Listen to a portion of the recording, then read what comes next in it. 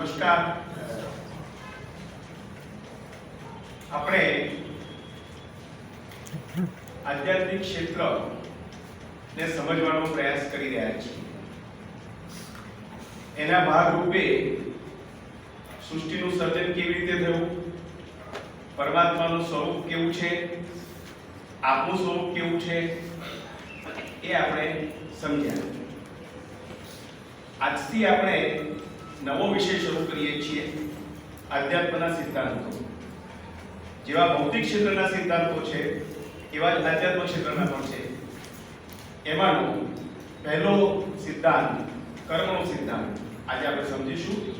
હું મીનાબેનને વિનંતી કરું કે આ કર્મનો સિદ્ધાંત સમજાવો. મીનાબેન.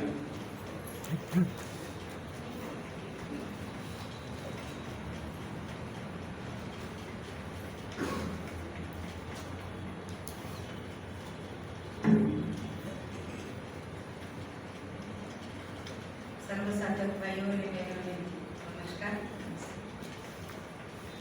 આજનો વિષય ખૂબ જ સુંદર છે. કર્મનો સિદ્ધાંત. કર્મના સિદ્ધાંત વિશે બધા બહુ જણે વાંચ્યો હશે પુસ્તકો, પણ આજે આપણે જે ગીતાકારની અપેક્ષા છે કર્મનો સિદ્ધાંત શું છે એ આજે આપણે સમજવાનો પ્રયત્ન કરીશું. શશીભાઈ વાત કરીએ કે અત્યાર સુધી આપણે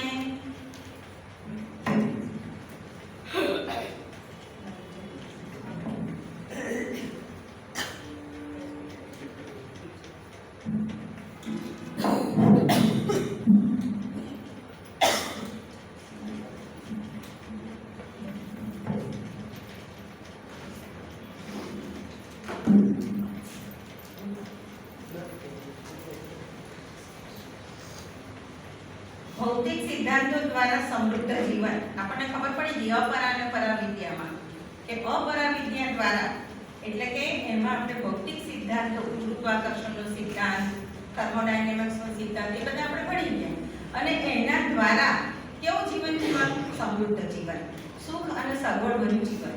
એટલે ભૌતિક સિદ્ધાંતો દ્વારા સ્પષ્ટ થયું કે આપણે સુખી અને સમૃદ્ધ જીવન જીવી શકીએ.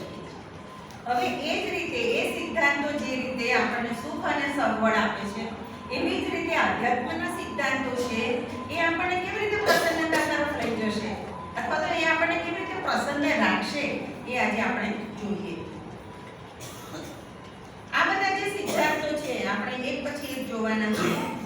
આનંદનો સિદ્ધાંત, આવિર્ભાવનો સિદ્ધાંત, સાયક્લિસિટી, વર્તુળાકાર સિદ્ધાંત, કર્મનો સિદ્ધાંત, અંતિમ સત્તાનો સિદ્ધાંત, શરણાગતિનો સિદ્ધાંત અને સત્ય, અહિંસા, અપરિગ્રહ. આટલા સિદ્ધાંતોનો આપણે અભ્યાસ કરવાના છીએ. હવે કોઈ પણ મકાન બનાવવું હોય તો આપણે ઈંટ, રેતી, સિમેન્ટ લઈએ, એનાથી કંઈ પૂરું ના થાય. એટલે મકાનમાં પછી આપણે બધી સગવડો આપણે ઊભી કરીએ. મકાનમાં જો ગટર લાઈન ના હોય તો ચાલે ના ચાલે. એટલે gutter, water supply, electric supply, solar system, home appliances એ બધું જો આવે તો આપણું ઘર સગવડભર્યું બને. પણ એ સગવડભર્યું ઘર પણ પ્રસન્નતાપૂર્વક આપણે એમાં રહીએ છીએ એ પ્રશ્ન થાય.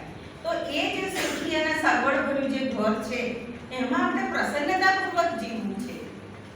તો જેમ ઘરમાં આપણે બીજા બધા જે એસી નંખાયું, પંખા નંખાયા એ બધાથી જેવી રીતે ભૌતિક સિદ્ધાંતોનો ઉપયોગ કરી અને આપણા ઘરને આપણે સુખ અને સગવડવાળું બનાવી પણ પ્રસન્નતાપૂર્વક બનાવવું હોય તો આ સિદ્ધાંતો જે આપણે આગળ રજૂ કરવામાં આવ્યા છે એ સિદ્ધાંતોનો યથા સમયે યોગ્ય રીતે જ્યારે આપણે ઉપયોગ કરીએ ત્યારે આપણું ઘર પણ સુખ, સગવડ સાથે સાથે પ્રસન્નતા ભર્યું બની રહે. તો એમાંનો એક સિદ્ધાંત આપણે આજે જોઈશું, કર્મનો સિદ્ધાંત, અને મારા પછી શરણાગતિનો સિદ્ધાંત આપણે સમજવાના છે. કર્મનો સિદ્ધાંત. હવે કર્મની પરિભાષા શું? આપણે કર્મ એટલે શું? કર્મ એટલે કાર્ય. કાર્ય એટલે શું? કે મન, વાણી અને શરીરથી થતી જે કોઈ ક્રિયા છે, જે કોઈ પ્રક્રિયાઓ આપણે કરીએ છીએ એ બધી કર્મ, પ્રવૃત્તિ કે ગતિવિધિ. આ એની પરિભાષા થઈ, આ એની વ્યાખ્યા થઈ. હવે આપણે સમજીએ કે કોઈ પણ વ્યવસ્થા હોય તો એ વ્યવસ્થાનું મૂળ શામાં છે? આજે આપણે વિશ્વ વ્યવસ્થાનું સંચાલન આપણે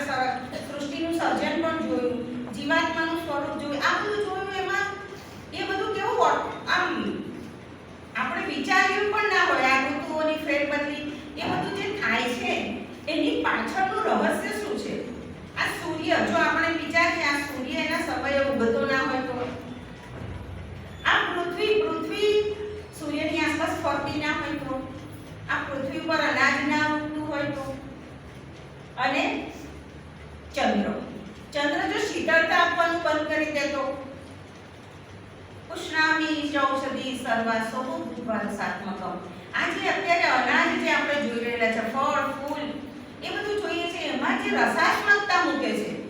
પુષ્ણામી ચૌષધિ સર્વ સોમો રસાત્મક. એ આપણને રસરૂપતા જે મળે છે એ આપણને ચંદ્ર આપી રહ્યું છે. હવે એનું કાર્ય બંધ કરે તો વિચાર કરીએ. જીવ સૃષ્ટિ, આ સજીવ સૃષ્ટિ, આ વનસ્પતિ જો પ્રાણવાયુ આપવાનું બંધ કરી દે તો, આ અળસિયાઓ ખાતર બનાવવાનું કામ બંધ કરે તો આ જે વિશ્વ વ્યવસ્થા છે એનું જે સરસ રીતે સુચારુ રીતે સંચાલન ચાલી રહ્યું છે એની પાછળ શું છે? એની પાછળ છે આ જે વ્યવસ્થા છે એની પાછળ છે કર્મ.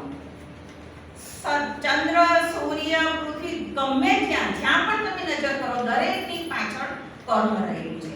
તો આ જે કર્મ છે એ કર્મનું મહત્વ આપણે આજે સમજવાનું છે. તો જીવ સૃષ્ટિ પોતાની સહજ સ્ફૂર્ણાથી પ્રવૃત્ત થઈને અળસિયા, વૃક્ષો બધા પોતાનું કાર્ય કરે છે અને આ સ્વચાલિત વ્યવસ્થામાં એ ભાગરૂપ થાય છે. પણ મનુષ્ય, પરમાત્માએ એવી આપણને સરસ ભેટ આપી છે કે આપણે કર્મ કરવામાં સ્વતંત્ર છીએ.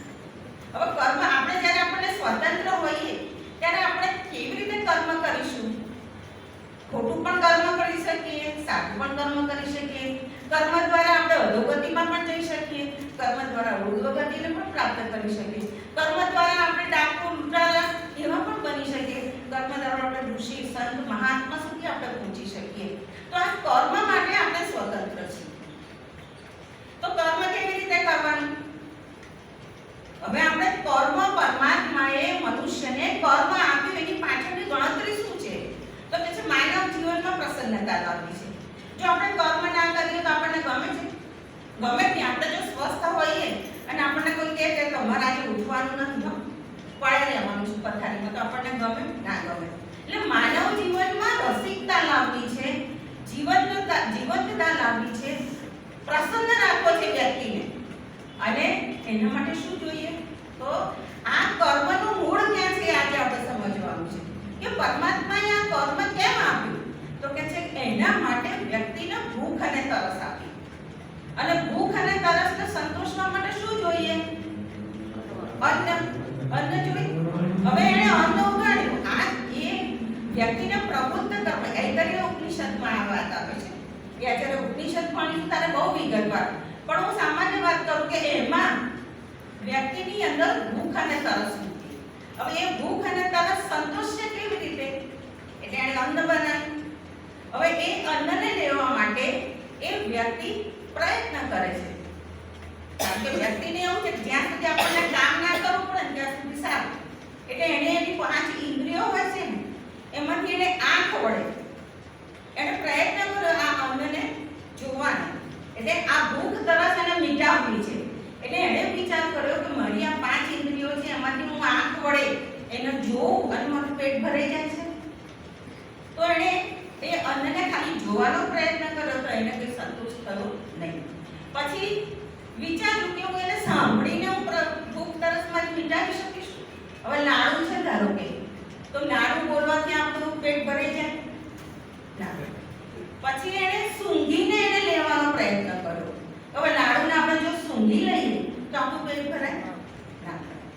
પછી સ્પર્શથી પ્રયત્ન કર્યો કે લાડુનો જો આપણે સ્પર્શ કરી લઈએ તો આપણું પેટ ભરાય ના. તો એને ખાવાનો પ્રયત્ન કર્યો. જ્યારે એને ચાવ્યું, એ અન્નને પ્રોસેસ કરીને જ્યારે એને ચાવ્યું અને એના પેટમાં જ્યારે ઉતાર્યું ત્યારે એની ભૂખ અને તરસ સંતોષાય. અને ત્યાં કર્મનું મહત્વ આવ્યું. એટલે અહીં આગળ ઋષિ કહે છે કે અન્ન એટલે માત્ર ખોરાક નહીં, એવો સીમિત અર્થ નથી અન્ન એટલે. પણ આપણે પ્રસન્ન રહેવું હોય તો આપણા જે આવશ્યક સંસાધનો છે, આવશ્યક આપણને જે કંઈ જરૂરિયાત છે એ જરૂરિયાત માટે દરેક વ્યક્તિએ પ્રયત્ન કરવો પડશે. અને આ પ્રયત્ન એ જ આપણું કર્મ. ખ્યાલ કર્મ શા માટે પરમાત્માએ નિર્માણ કર્યું? તો આપણે પ્રવૃત્ત રહીએ અને કર્મ કરવાથી જ આપણે પ્રસન્ન પણ રહી શકીએ છીએ. આખું મોટું ઉપનિષદ આની ઉપર છે. હવે જ્યારે કર્મને આપણે સમજી લીધું ત્યારે અને એટલે જ ગીતાકાર પણ એ જ વાતનું સમર્થન આપે છે કે નિયતમ કુરુ કર્મ જ્યાયો ય કર્મણ શરીર યાત્રા કિચતે ન પ્રસિદ્ધ રીતે અકર્મણ. એટલે તારી શરીરની આપણી જે શરીરની રોજની પ્રક્રિયા છે એ પણ આપણે કર્મ કર્યા વગર કરી શકવાના નથી. એટલે જ કહે છે ને આપણને ભૂખ લાગી હોય તો આપણે જ ખાવું પડે. બીજું કોઈ જો ખાઈ આપતું હોત તો આપણે કેટલા આળસુ થઈ ગયા હોત. પણ કહે છે ગીતાકાર કહે છે કે તમારા શરીરની યાત્રા ચલાવવા માટે પણ કર્મ કરવું અનિવાર્ય છે. હવે કર્મની સમજણ આપણે પડી. હવે કર્મના વિજ્ઞાનને જોઈએ આપણે. એ કર્મનું વિજ્ઞાન શું કહે છે? તો કર્મનો કોઈ વિકલ્પ નથી. કર્મ સાધન છે અને કર્મ નિર્દોષ છે. યજ્ઞ સિવાયનું કર્મ બંધનમાં નાખે છે. યજ્ઞાર્થ કર્મણો અન્યત્ર લોકોયમ કર્મ બંધનમ. એટલે યજ્ઞ સિવાયનું કર્મ બંધનમાં પાડે છે. પ્રત્યેક કર્મનું ફળ નિશ્ચિત છે અને કોઈ કર્મ નાનું કે મોટું નથી. અને આ જે મુદ્દાઓ છે એ મુદ્દાઓને જ્યારે આપણે અનુસરીએ ત્યારે ચોક્કસ આપણે કર્મ કરીને પ્રસન્ન રહી શકીએ. હવે પહેલો મુદ્દો આપણે સમજીએ કે કર્મનો કોઈ વિકલ્પ નથી. ઈશુપનિષદે કહ્યું ન ત્વયિ અન્યથા અસ્તિ. આના સિવાય કોઈ વિકલ્પ જ નથી. માણસે કર્મ કરવું પડશે. નહીં કશ્ચિત ક્ષણમપી જાતુ તિષ્ઠતે કર્મ કરોતિ. એક ક્ષણ માટે પણ આપણે જો વિચારીએ તો હું આજે એક મિનિટ માટે પણ હું કશું ન કરું તો થઈ શકે? જો આપણે શરીરથી ના કરીએ તો આપણા મગજમાં વિચારો ચાલુ થાય. એટલે વ્યક્તિ એક ક્ષણ માટે પણ કર્મ કર્યા વગર રહી શકતો નથી. આપણને એવું થાય કે માણસને બેઠેલો જોઈએ શાંત અને એકદમ એમ થાય કે આ ભાઈ કેટલા શાંત બેઠા છે, કશું કરતા નથી. પણ એના મગજમાં કેટલા કર્મો, એટલા બધા એનું ઘમસાણ યુદ્ધ ચાલતું હોય એના મગજમાં. એટલે વ્યક્તિ આ સિદ્ધાંત છે કે વ્યક્તિ કર્મ કર્યા વગર રહી શકતો નથી, પછી એ શારીરિક હોય કે માનસિક હોય. એટલે આ એક સિદ્ધાંત છે કે કર્મ કર્યા વગર કર્મનો કોઈ વિકલ્પ નથી. માણસ કર્મ કર્યા વગર રહી શકતો. બીજું, કર્મ એ સાધન છે અને કર્મ એ નિર્દોષ છે.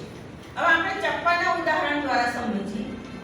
આપણે બહેનો તો ચપ્પાનો ઉપયોગ રોજ કરીએ છીએ. શાક સમારવા માટે ઉપયોગ કરીએ અને કોઈ એનું ખૂન પણ કરીએ. હવે ચપ્પુ એ સાધન છે. સાધન એવું નથી કે હું શાક જ સમારું કે હું કોઈનું ખૂન ના કરું. કારણ કે સાધન છે એ તો તમે કોઈ પ્રમાણે ચાલવાનું છે. એટલે આપણી વૃત્તિ શું છે? કર્મ પાછળ સાધન જે આપણે વાપરીએ છીએ એ સાધન વાપરવા પાછળની આપણી વૃત્તિ શું છે એ અગત્યની છે. અહીંયા આગળ આપણે એક ફોટો પિક્ચર છે કે જજ ન્યાય આપે છે અને જે ફાંસીગર છે એ ફાંસી આપે છે અને બીજી બાજુ એક ગુનેગાર છે એ ખૂન કરી નાખે છે. હવે જે ફાંસીગર છે એ જે જેણે ગુનો કર્યો છે એને ફાંસી આપે છે અને પેલો ખૂન કરીને આવે છે. હવે બંને તો મરે તો બંને જ છે.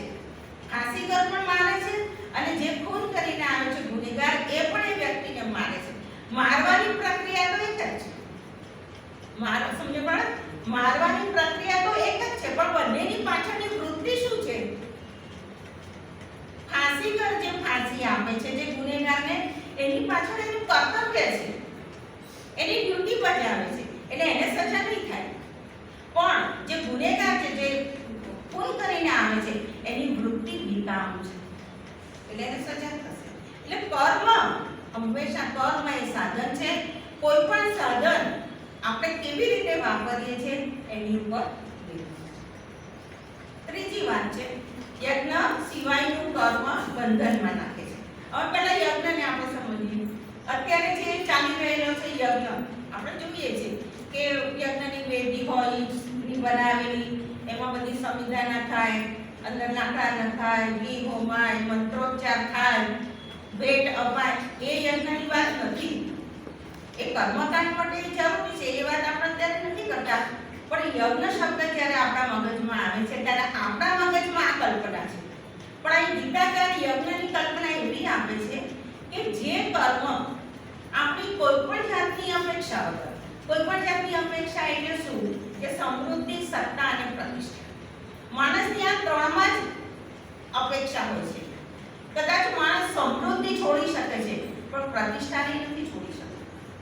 સમૃદ્ધિ છોડવી સહેલી છે પણ પ્રતિષ્ઠા અને સત્તા છોડવી બહુ અઘરી છે.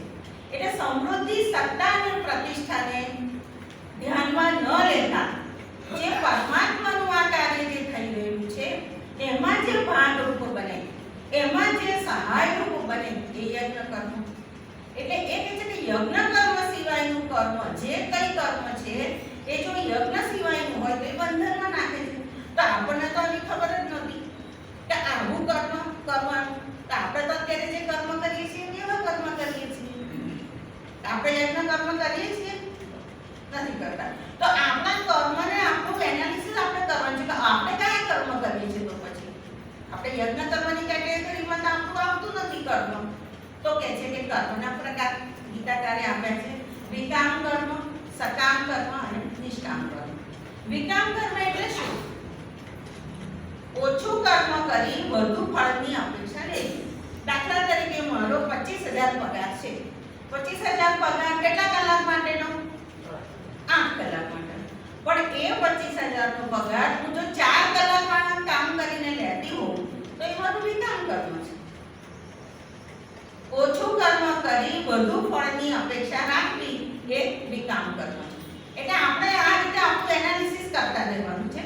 સકામ કર્મ, કર્મ કરીને ફળની અપેક્ષા. 25,000 પગાર લેવાનો અને 8 કલાક પ્રામાણિકતાપૂર્વક કાર્ય કરવાનું એ સકામ કર્મ છે. હવે આ કર્મની અને નિષ્કામ કર્મ આપણે સમજી લીધું કે નિષ્કામ કર્મ એટલે શું? કે કોઈ પણ ફળની અપેક્ષા વગર પરમાત્માની જે વ્યવસ્થા છે એમાં આપણે સહાયરૂપ થવું એ નિષ્કામ કર્મ. એટલે યજ્ઞ સિવાયનું કર્મ આપણે સમજી લીધું. હવે જે વિકામ કર્મ કરે છે એનું શું થાય છે? તો જે વિકામ કર્મ કરે છે એ તો કોઈને નુકસાન કરવા વાળું જ કર્મ કરે છે. એટલે શું થશે? એને સતત અને ચિંતા રહેશે કે મેં આ કર્યું છે, આ કર્યું છે, શું થશે, શું થશે. એટલે સતત ભયના ઓથાર નીચે જીવે. અને એ ભય હોય એટલે એને શાંતિ આપે ના આપે. એટલે એની ચેન, એની જે કઈ સ્વસ્થતા છે એ બધી હરાઈ જાય. અને એના મિત્રો, કુટુંબીઓ કે સમાજમાં એને કોઈ માન પણ આપતું નથી, કોઈ એને યાદ નથી કરતું. એવી વ્યક્તિને એ વિકામ કર્મ કરનારની આવી સ્થિતિ થાય છે. જે સકામ કર્મ કરે છે, સકામ કર્મ એટલે શું? આપણે આગળ વાત કરી કે 25,000 પગાર લઈને 8 કલાક કામ કરવું નિષ્ઠાપૂર્વક, પ્રમાણિકપણે એ સકામ કર્મ છે.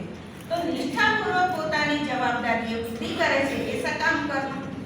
સકામ કર્મ જે કરે છે એ બુદ્ધિથી કાર્ય કરે છે. વિકામ કર્મ કરવા વાળો અજ્ઞાનથી કામ કરે છે, એની અંદર તમોગુણ છે. સકામ કર્મ બુદ્ધિથી કરે છે. અને નિષ્કામ કર્મ પોતાની આત્માથી, એના અંદરથી એવી અનુભૂતિ થાય છે અને એ નિષ્કામ કર્મ કરે છે કોઈ પણ જાતની અપેક્ષા કે આસક્તિ રાખ્યા વગર. આ જે એક સરકારી કર્મચારી હોય છે એ મધર ટેરેસાને મળે છે અને મધર ટેરેસાને કહે છે કે ભાઈ અમારી પાસે તો આટલું મોટું તંત્ર છે, અમારી પાસે સત્તા પણ છે, પ્રતિષ્ઠા પણ છે, અમારે જે જોઈએ બધું છે, પણ તમે કાર્ય કરો છો એટલી સહજતાથી અને સહજતાથી અમે કરી શકતા નથી. તો તમારી કાર્ય કરવાની પદ્ધતિમાં ને અમારી અંદર શું ફેર છે? ત્યારે મધર ટેરેસા જવાબ આપે છે કે તમે જે કંઈ કર્મ કરો છો ને એ કંઈક મેળવવા કરો છો, સત્તા, પ્રતિષ્ઠા અને સમૃદ્ધિ. જ્યારે અમે જે કર્મ કરીએ છીએ એ આત્માથી કરીએ છીએ, અમારા આત્માનંદ, અમારા નિજાનંદ માટે અમે કરીએ છીએ. એટલે અમે જ્યારે પોતાના આનંદ માટે કરીએ છીએ ત્યારે પરમાત્મા હંમેશા રાજી થાય છે. અને આવી વ્યક્તિઓ જ મેગ્નેટ બને છે. આપણે જોઈએ છે કે આવી વ્યક્તિઓની આગળ પાછળ લોકો ફરતા હોય છે, કારણ કે એમની પાસે જવાનો એક મોકો અમને ક્યારે મળે એવું આપણે શોધતા હોઈએ છીએ. એટલે કે છે ને જેમ લોખંડ ચુંબકને આકર્ષે એમ આ બધા જે મહાનુભાવો છે, મહાત્માઓ છે, એમની આગળ પાછળ અમારા લોકો ફરતા હોય છે કે એમની અંદરથી આપણને પ્રેરણા મળે. એટલે આ નિષ્કામ કર્મની આ સુવાસ છે. હવે ચોથો મુદ્દો, પ્રત્યેક કર્મનું ફળ નિશ્ચિત છે. આપણે બધા કર્મ સમજી ગયા. કયા કયા કર્મ આયા? સકામ કર્મ, વિકામ કર્મ અને નિષ્કામ કર્મ. હવે પ્રત્યેક કર્મનું ફળ નિશ્ચિત છે. વિકામ કર્મ જે કરે છે એ વિષાદમાં રહે, એ નરક બનાવે. આપણને એવું થાય નરક, સ્વર્ગ અને વૈકુંઠ. એના માટે આપણી કલ્પના નરક એક કોઈ જગ્યાએ હશે, સ્વર્ગ કોઈ બીજી જગ્યાએ હશે અને વૈકુંઠ કોઈ ત્રીજી જગ્યાએ હશે. પણ અહીં ગીતાકારને સમજાવવું છે કે નરક સ્વર્ગ એ કોઈ જુદી જગ્યાએ છે નહીં. એ નરક સ્વર્ગ કે વૈકુંઠ એ આપણે આપણી જગ્યા ઉપર ઊભું કરી શકીએ છીએ. વિકામ કર્મ કરવાવાળો નરક બનાવે છે. આપણે આગળ જોયું એને ક્યાંય સમાજમાં સ્થાન મળતું નથી. મિત્રો હોય, કુટુંબીઓ હોય કે સમાજમાં હોય કે પોતાની ઘરની વ્યક્તિઓ હોય, ઈવન પત્ની હોય તો પણ. એટલે બાલ્યાનું કારણ કહી દીધું કે ભાઈ જો તું જે કરે ને એ તારે જોવાનું, હું કહી દઉં કારણ કે તું વિકામ કર્મ કરી રહ્યો છે. તારું જે તું પાપ કર્મ કરે છે એનો કોઈ જવાબદાર તું. એટલે જે વિકામ કર્મ કરે છે એ નરક બનાવે છે, સમાજ ઉપર ભાગરૂપ છે. જ્યારે સકામ કર્મ સુખી રહે છે એ આનું પ્રમાણિકતાપૂર્વક 8 કલાક કામ કરીને જ્યારે પગાર મેળવે છે ત્યારે એ સારી રીતે જીવી શકે છે. એને જે જોઈએ એ પ્રાપ્ત પણ કરી શકે છે. પણ ક્ષીણે પુણે મર્ત લોકે વિશંતમ, એનું જ્યારે સકામ કર્મનું જ્યારે પુણ્ય ખલાસ થાય છે ત્યારે પાછું આ પૃથ્વી પર એને આવવું પડે છે. આવન જાનમ પુનરપી જનનમ પુનરપી મરણમ પુનરપી જનની જઠરે શયનમ, આ કરવું પડે છે એને. અને એ સમાજને મદદરૂપ થાય છે. જ્યારે નિષ્કામ કર્મ કરવા વાળો છે એ બધાને પ્રસન્ન રાખે, મેગ્નેટ રૂપ બને, વૈકુંઠ ઊભું કરે એની આસપાસ, એ પણ પ્રસન્ન રહે, સાથે સાથે બીજાને પણ પ્રસન્નતા આપે અને વિશ્વના પ્રશ્નોનું એ સોલ્યુશન આપે. એવું આ નિષ્કામ કર્મનું ફળ આ છે. અહીંયા આગળ ગીતાકારે કહ્યું છે કર્મને આપણે બધાને આ ખબર છે કર્મને વાધિકારસ્ત્રીમાં ફલેષુ કદાચન. એટલે આ કર્મરૂપ મૂળ, આપણે કોઈ પણ વનસ્પતિ હોય તો એનું મૂળ હોય તો એ વનસ્પતિ રહે, પણ જો એનું મૂળ કપાઈ જાય તો એ ઝાડ રહેતું નથી, એ વૃક્ષ રહેતું નથી. એમ જો આપણે જેટલા આપણે કર્મ કરીશું એના ફળ આપણને મળવાના છે.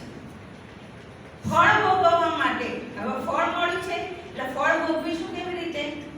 જન્મ મળશે આપણને, આપણને દેહ મળશે. એટલે જ ગીતાકારે 15મા અધ્યાયમાં કહ્યું છે કે અશ્વત્થમેન સુવિરુઢ મૂલમ અસંગ શસ્ત્રેણ દૃઢેન ચિત્વા. આ જે અશ્વત્થ વૃક્ષ છે એને કેવી રીતે છેદીશું? અશ્વત્થ વૃક્ષને 15મા અધ્યાયમાં સંસાર સાથે સરખાવ્યું છે કે આ સંસારમાં જ્યાં સુધી કર્મનું બંધન છે ત્યાં સુધી અહીં આગળ આવન જાવન વૃત્તિ અને જીવન આપવાનું છે. અને એને કેવી રીતે? અસંગ શસ્ત્રેણ દૃઢેન ચિત્વા. તમે અસંગ થઈને દ્રઢતાપૂર્વક એને છેદી કાઢો. એટલે શું છેદી કાઢો? એટલે શું? જે કંઈ કર્મ કરીએ એ કર્મને જ્યાં સુધી આપણે એને કર્મને અકર્મ ન બનાવીએ ત્યાં સુધી એ કર્મ ઉડવાનું જ છે. પણ અસંગ આપણે એ કર્મને છોડી દેવું, કર્મના ફળ, કર્મ તો કરવાનું છે પણ કર્મના ફળની આસક્તિને છોડવાની છે. કર્મ કરીશું એટલે ફળ આવવાનું જ છે. સારું કરીએ કે ખોટું કરીએ કે નિષ્કામ કરીએ, નિષ્કામ કરીશું તો પણ પ્રતિષ્ઠા લોકો આપશે આપણને, પણ એ પ્રતિષ્ઠા આપણે લેવી કે ના લેવી એ અગત્યનું છે. એટલે કે છે કે એ અસંગ શસ્ત્રથી આ કર્મના ફળ પ્રત્યે આપણે અસંગ થવાનું છે. એની સાથે ચીટકવાનું નથી, આસક્તિ રાખવાની નથી. અને એ જ્યારે આસક્તિ નહીં રાખીએ ત્યારે આપણને કર્મનું બંધન થશે નહીં. અને આપણને પણ ઘણીવાર એવું થાય, સમાજમાં આપણે જોઈએ છે કે આવો એવો ખરાબ માણસો હોય એને એટલું બધી લેર હોય અને જે લોકો બિચારા સારા હોય ને એ લોકોને એટલું બધું દુઃખ દેખાય આપણને. આપણે આમ જોઈએ ત્યારે આપણને એવું લાગે પણ એની પાછળ પણ પરમાત્માનું કોમ્પ્યુટર બહુ તેજ છે. એના કોમ્પ્યુટરમાં કોઈ વાયરસ આવતું નથી. એટલે પૂર્વ જન્મના કર્મોને આગળને કારણે આપણને એવું દેખાય છે. આપણે બધા ગામડામાંથી જ આવીએ છીએ એટલે આપણને ખબર છે કે ગામડામાં પેલું અનાજ ભરવા માટેની મોટી કોઠીઓ આવતી. ખબર છે? કોઈએ જોઈ? મોટી કોઠી હોય અને કોઠીનું ઢાંકણું ઉપર હોય પણ એને કાઢવાની કેવી રીતે? નીચેથી. એટલે જ્યારે અનાજ નાખવાનું હોય ત્યારે તો ઉપરથી નાખવાનું અને નીકળે નીચેથી. એટલે જે નીકળે નીચે હોય એ નીકળે ને. એટલે આપણા પૂર્વજન્મના સંસ્કારો કેવા છે એના પ્રમાણે આપણને પુણ્ય કે પાપ મળે છે. એટલે કબીરા તેરે પુણ્ય કા જબ તક હૈ ભંડાર તબ તક અવગુણ માં હૈ કરો ગુના હજાર. એટલે આપણને જ્યારે અત્યારે સારી પરિસ્થિતિ મળી છે ત્યારે એ પુણ્ય પૂર્વજન્મના પરિણામે મળી હશે એવું પણ આપણે માની શકીએ. છે. આપણને એવું થાય કે કોઈ પણ કશું કરતા હોઈએ ને ત્યારે આપણે થાય છે કોઈ જોતું તો નથી, પણ પરમાત્માની આંખો ચાર છે. એનું કોમ્પ્યુટર એવું જબરજસ્ત એનું કામ કરે છે કે વાત જ નહીં કરવાની. એટલે કે છે કોઈ પણ જાતનું છળ કપટ લાંચ રૂશ્વત એની આગળ ચાલતી નથી. કુદરતની લાઠી પડે ત્યારે અવાજ થતો નથી. આપણને વારંવાર કોઈ પ્રસંગોપાત આપણને એ તમાચો પણ મારી લેતું હોય છે, પણ આપણને ખબર પડતી નથી. અને આ રીતે જે કર્મનો પ્રકાર જે છે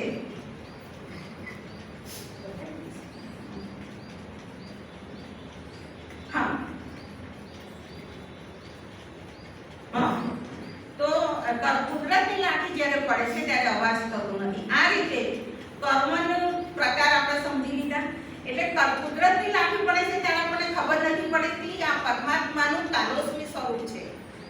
ગીતાજીના 11મા અધ્યાયમાં આ વાત કરેલી છે કે મનુષ્ય તાલોસ્મી સ્વરૂપ એટલે શું? આપણને પરમાત્માનું ચતુર્ભુજ સ્વરૂપની ખબર છે.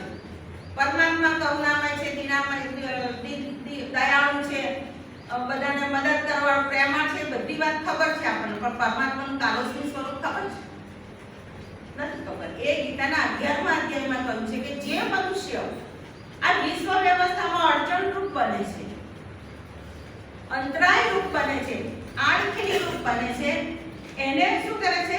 એને સુધારવા માટે અને એનો સંહાર કરવા માટે અન્ય દૈવી જીવોને શક્તિ આપે છે. અન્ય દૈવી જીવોને શક્તિ આપવી એટલે શું?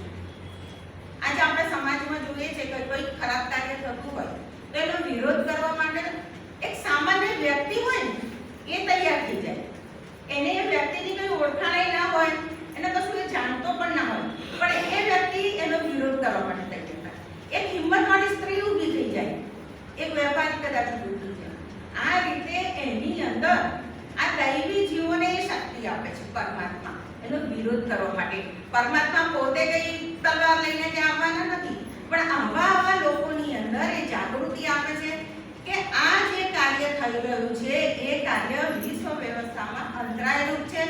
એને દૂર કરવા માટે આવી દૈવી જીવોની અંદર આવી દૈવી શક્તિ આપે છે. એ પરમાત્માનું તાલોસ્મી સ્વરૂપ છે.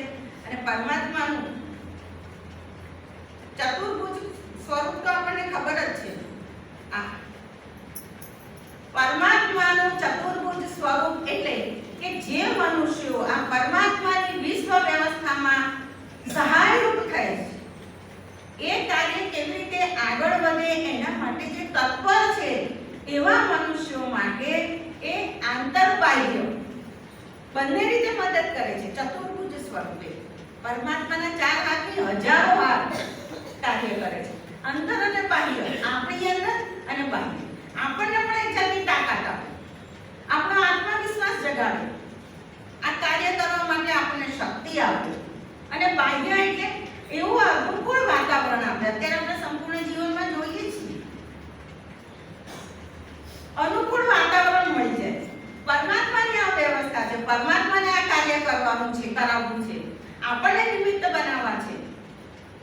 એટલે ડિજિટલ એજ્યુકેશનમાં 20 જણ તૈયાર થઈ ગયા, ટીચર્સની ગ્રુપમાં 20-22 જણ તૈયાર થયા. આ શું છે? આ પરમાત્માની વ્યવસ્થામાં સહાયરૂપ બને છે. એને ચતુર્ભુજ સ્વરૂપે પરમાત્મા મદદ કરે છે. કોઈ કર્મ નાનું કે મોટું નથી. આપણને એવું થાય કે માઇક ઉપર આવીને બોલીએ એવું મોટું કર અને ત્યાં આગળ પાથરણું પાથરીએ નાનું કામ. ના, કોઈ કર્મ નાનું કે મોટું છે નહીં. બધા જ કર્મ સરખા છે. આપણા મનમાં એવું ઘૂસી ગયું છે કે પેલા કામ કરે છે ને, પેલા વાળા કામ કરે છે ને એ નીચલી કક્ષાનું કામ છે, અમે આ શિક્ષણ આપવાનું કાર્ય કરીએ છીએ એટલે ઊંચી કક્ષાનું કાર્ય છે. ના, આપણને કયો શીખ ધર્મના ગુરુદ્વારામાં એક ઉદાહરણરૂપ વાત છે. કોઈ પણ કામ નાનું કે મોટું નથી એ બતાવવા માટે, એ આપણને શીખવાડવા માટે આ શું ઉદાહરણ રૂપ આપે છે આપણને ભગવાન. અને અન્ય બી કોઈ સંસ્થાઓમાં આ ઉદાહરણ દ્વારા આપણને પણ એક માર્ગદર્શન મળે છે. શીખની જે ગુરુદ્વારાઓ હોય છે ત્યાં આગળના જે જવાવાળા લોકો હોય છે, બધા કઈ સામાન્ય વ્યક્તિ ના હોય, બધા કોઈ પોઝિશન વાળા પણ હોય, પણ એ લોકો ત્યાં આગળ જઈને જો બૂટને પોલિશ કરવાની હોય તો પોલિશ કરે, ચંપલ ગોઠવવાના હોય તો ચંપલ ગોઠવે, શાક સમારવાનું હોય તો શાક સમારે. તમારે વાસણ ઘસવાના હોય તો વાસણ ઘસે. મને યાદ છે ત્યાં સુધી પોંડિચેરીમાં જઈએ અરવિંદ આશ્રમમાં, તો ત્યાં આગળ એટલા મોટા મોટા ઇન્ડસ્ટ્રીયાલિસ્ટ હોય છે અને એ લોકોના પત્નીઓ ત્યાં આગળ વાસણ ઘસે. અને આવું જ્યારે આ બધા આમાં આશ્રમોમાં જઈએ ત્યારે ત્યાં પણ બધા પોતાની રીતે પોતાના વાસણ સાફ કરતા હોય છે.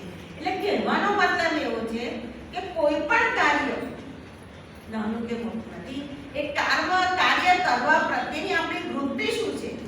અત્યારે કદાચ સ્વાધ્યાયમાં પણ બધાએ જોયું હશે કે જે ચિંતનિકા આપવા વાળો વર્ગ હોય એ અને ચંપલ સાચવવા વાળા પણ હોય, પણ બધા જ કાર્યની એક જ મૂલ્ય છે. જે કાર્ય કરે, ઇવન મોટા મોટા પ્રોગ્રામો થાય ત્યારે જે સિક્યોરિટીના જવાનો હોય એ લોકો પ્રોગ્રામ જ્યાં હોય એનાથી કેટલા કિલોમીટર દૂર હોય અને ત્યાં પ્રોગ્રામ તો જોવા એમને મળતો નથી. ખરા તાપમાં એ લોકો ત્યાં આગળ ઊભા રહી અને સિક્યોરિટી પોતાની ફરજ બજાવે છે. આ આપણને સમજાવે છે કોઈ કાર્ય નાનું કે મોટું નથી. એમને એવી લાલચ નથી થતી તો મને આજે પ્રવચન સાંભળવા ના મળે. કોઈ પણ કર્મ નાનું કે મોટું નથી. અને આ જ્યાં અને બીજું આ ગીતાકારે જે મુદ્દાઓ કહ્યા છે એ સમજ્યા. સાથે સાથે ગુણ પ્રેરિત પ્રકાર પણ આપણે સમજીએ. આપણે ગુણ વખતે જોઈ લીધું હતું કે કર્મના 3 પ્રકાર છે: તામસિક કર્મ, રાજસિક કર્મ અને સાત્વિક કર્મ.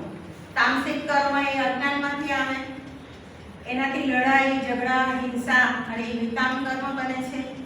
રાજસિક કર્મ એટલે સકામ કર્મ, એમાં લોભ છે, રાગ છે, હરીફાઈ છે, એ બધું રાજસિક કર્મ છે. અને સાત્વિક કર્મ એટલે નિષ્કામ કર્મ તરફની આપણી પ્રગતિ અને એમાં સેવા. આપણે આ 3 ગુણને આપણે સમજી લીધું છે.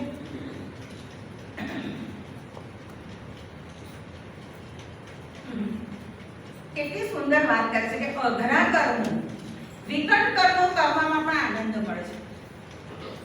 ઉપનિષદકારોને આ સમજાવવું છે કે કોઈ કર્મ અઘરું નથી. હું એક ઉદાહરણ આપું કે એક બેન હોય છે, એ બેનને 2 કિલોની દૂધીવાળી એક થેલી આપવામાં આવે છે વજનદાર, અને કહે છે કે જો આ થેલી લઈને તમારે જે કામ કરવું એ કરજો, પણ આ થેલીને તમારે નીચે મૂકવાની નહીં.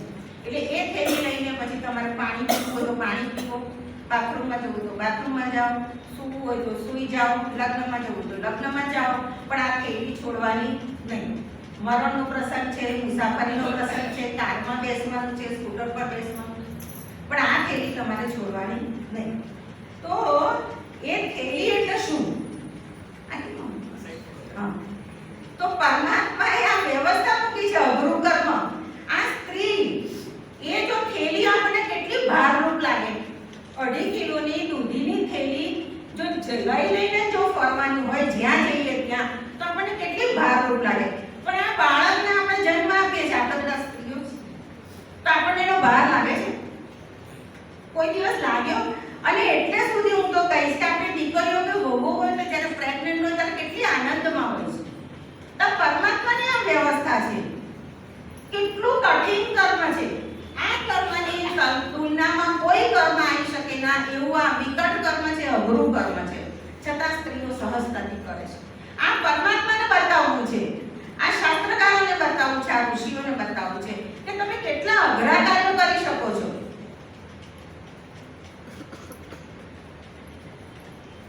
માતા પોતાના ગર્ભને આત્મભાવથી રહીને બહાર નથી લાગતો. આનંદપૂર્વક 9 મહિના અને ત્યાર પછી પણ કેટલી સહજતાથી લાલન પોષણ કરે છે. અને આટલું બધું, હું તો કહું છું સહન નથી કરતી, આટલું બધું પ્રેમથી એ કરે છે કાર્ય, છતાં પણ બાળકની પાછળ એનું નામ રાખતી નથી. આ સ્ત્રીની મહાનતા છે.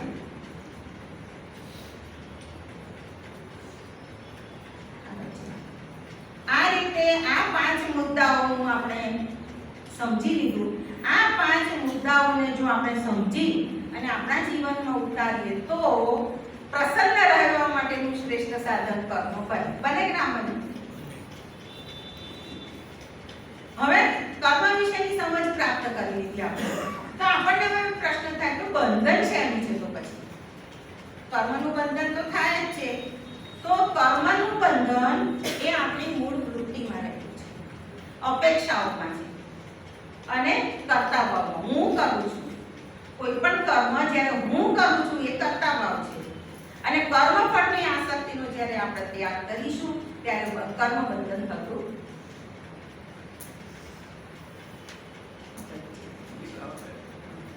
હવે બંધન ક્યારે થાય છે?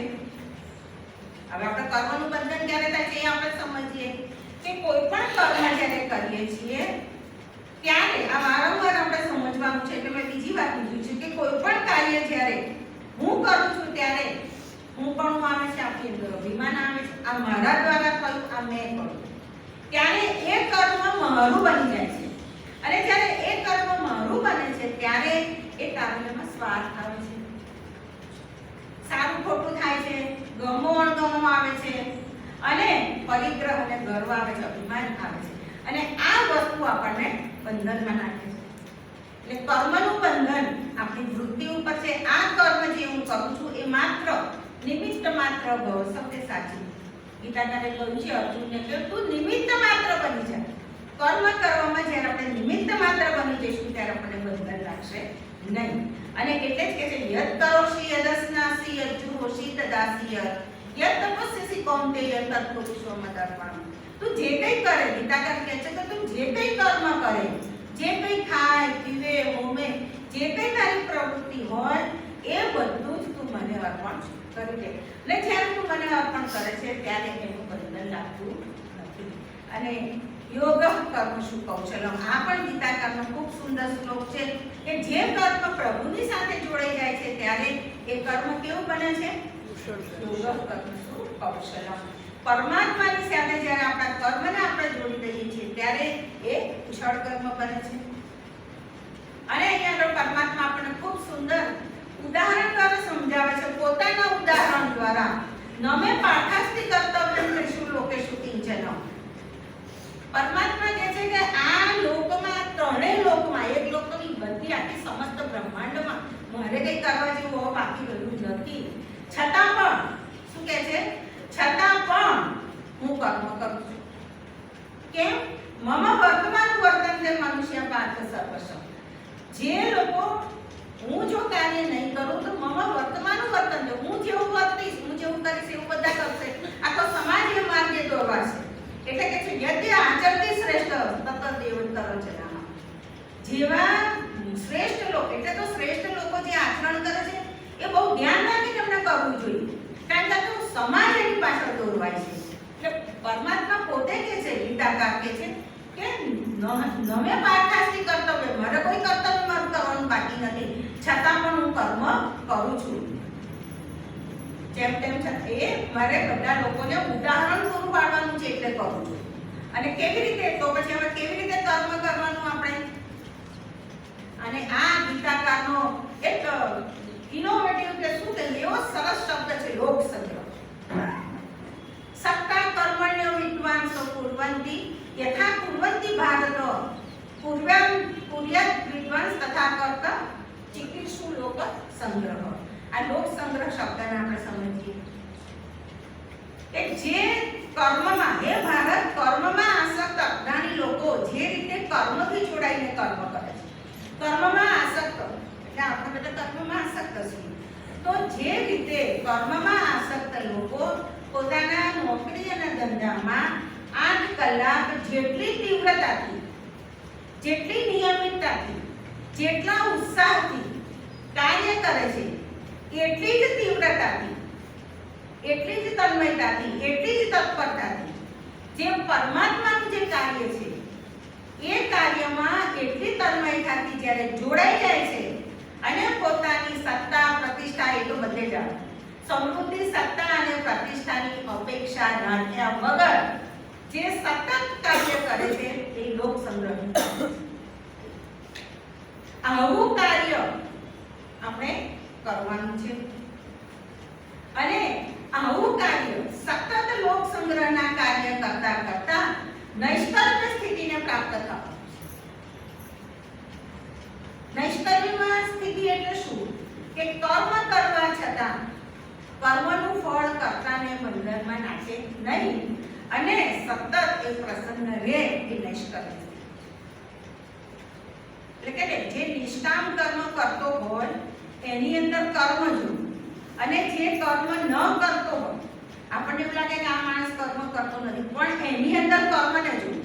જે કર્મ સતત કરી રહ્યો છે એની અંદર અકર્મ જોવું, અને જે નવરો બેઠેલો છે જે કશું જ કરતો નથી એની અંદર કર્મને જોવું એ નૈષ્કર્મ્ય સ્થિતિ. અને આમ નિષ્કામ કર્મ કરતા કરતા આપણે નૈષ્કર્મ્યની સ્થિતિએ પહોંચીએ જ્યાં નથી ફળ કે નથી કોઈ બંધન, અને છે માત્ર ને માત્ર પ્રસન્નતા. આજે પરમાત્માને એટલી જ પ્રાર્થના કરીશું કે કર્મ માટેની સમજ એ પરમાત્મા અમને બધાને તું આપ, અને અમે એ દિશામાં ગતિ કરીએ. ઓમ તત્સત.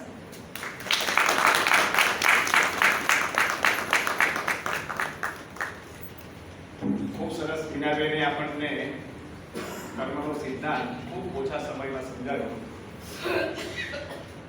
આ અમુક શબ્દો તો ગીતાકારના યુનિક છે. નિષ્કર્મ્ય સિદ્ધિ. આપણો જન્મ થયો છે, શરીર છે, કર્મનો કોઈ વિકલ્પ નથી. માનો સાક્ષાત્કાર થઈ જાય, અલ્ટિમેટ ગોલ આપણો મોક્ષ મેળવવાનો છે, એ મળી જાય પછી શું કરવાનું? કલ્પના કરો, સાક્ષાત્કાર થઈ ગઈ, આપણે એટલા પણ ભેગા થયા છે, પછી શું કરવાનું? પછી કર્મ તો કરવાનું, ખાવાનું, પીવાનું, વોશરૂમમાં જવાનું, બધું જ કરવાનું. આ બધા કર્મો કરતા કરતા પણ આપણો જે સાક્ષાત્કાર છે એવો ને એવો રહે. ખ્યાલ આવ્યો તમને? સાક્ષાત્કાર જે થયો છે આપણને, એ સાક્ષાત્કાર એટલે શું? શાશ્વત પ્રસન્નતા. શાશ્વત પ્રસન્નતા.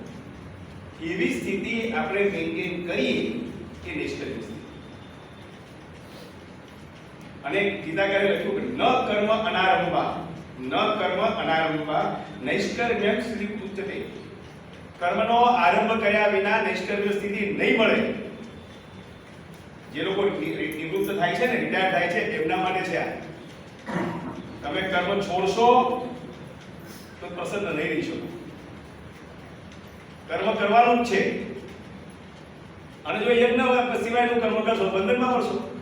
એટલે આપણી પાસે નિષ્કામ કર્મ કરવા સિવાય કોઈ વિકલ્પ છે જ નહીં. વિકલ્પ જ નથી આપણી પાસે. નિષ્કામ કર્મ એક જ વિકલ્પ છે.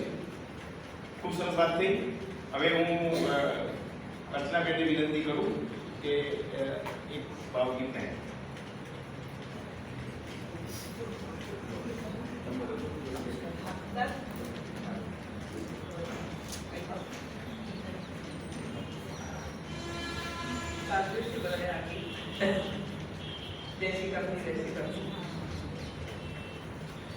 जो बोएगा वही पाएगा, जो बोएगा वही पाएगा, तेरा किया आगे आएगा, तेरा किया आगे आएगा, सुख दुख है क्या पल कर्मों का, जैसी करनी वैसी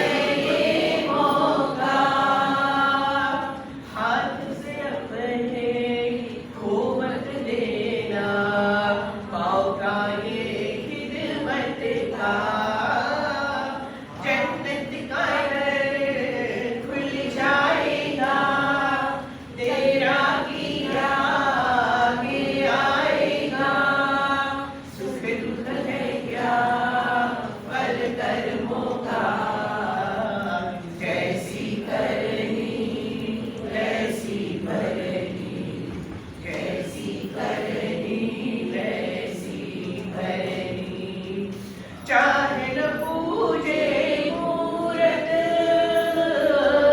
ચાહે ન તીર્થ જાય, ચાહે ન પૂજે મૂરત, ચાહે ન તીર્થ જાય, માત પિતા के तन में सारे देव समाए, तू इनका दिल खुश रखे तो ईश्वर खुश हो जाए, भगवान तुझको मिल जाएगा, तेरा किया आगे आएगा, सुख दुख है क्या फल कर्मों का, जैसी करनी वैसी भरनी, जैसी करनी वैसी भरनी।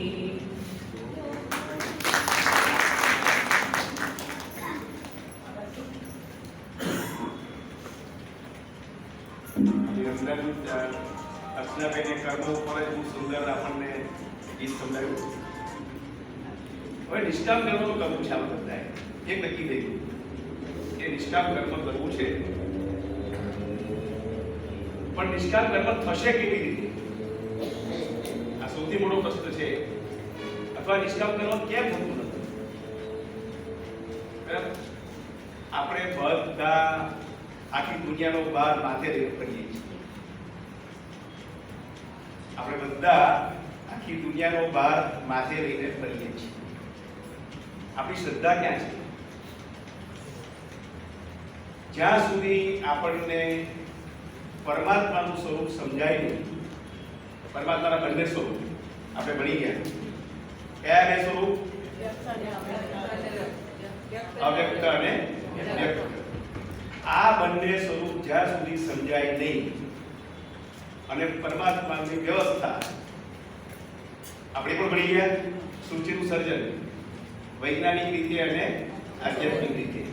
આ પરમાત્માની વ્યવસ્થા સમજાય નહીં કે પરમાત્મા બધું જ કરે છે. આપણે પ્રાણના દ્રષ્ટાંતથી સમજ્યા કે આપણે જ્યારે સૂતા હોઈએ ત્યારે આપણા શરીરની બધી ક્રિયાઓ પ્રાણ કરે છે, અને ત્યાં સુધી એ પ્રાણ આપણે મૃત્યુ થાય ત્યારે આપણને લઈને પાછા બીજા નવ જન્મમાં લઈ જાય છે. આટલી બધી પરમાત્માની વ્યવસ્થા જાણ્યા પછી, પરમાત્માનું સ્વરૂપ સમજ્યા પછી, જો આપણને એ પરમાત્મા ઉપર શ્રદ્ધા ના બેસે તો નિષ્કામ કર્મ નહીં થાય.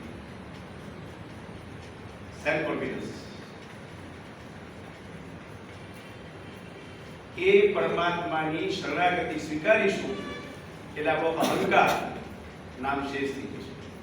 અને સૌથી મોટો કોઈ દુશ્મન જો આપણો હોય ને, આપણને જો નિષ્કામ કર્મમાં રોકતો હોય તો આપણો અહંકાર છે.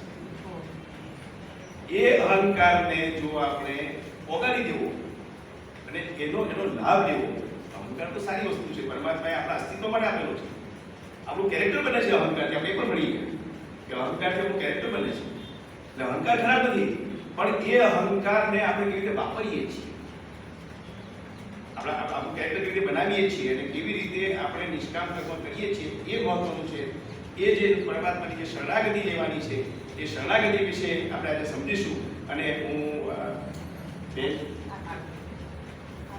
આરતીબેનને વિનંતી કરું કે આપ આ શરણાગતિનો સિદ્ધાંત સમજાવો. આરતીબેન તન્ના.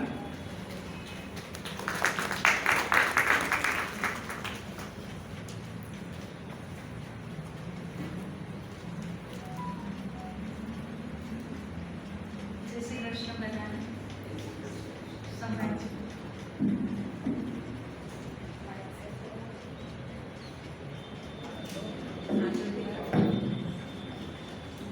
સંભળાશે ના?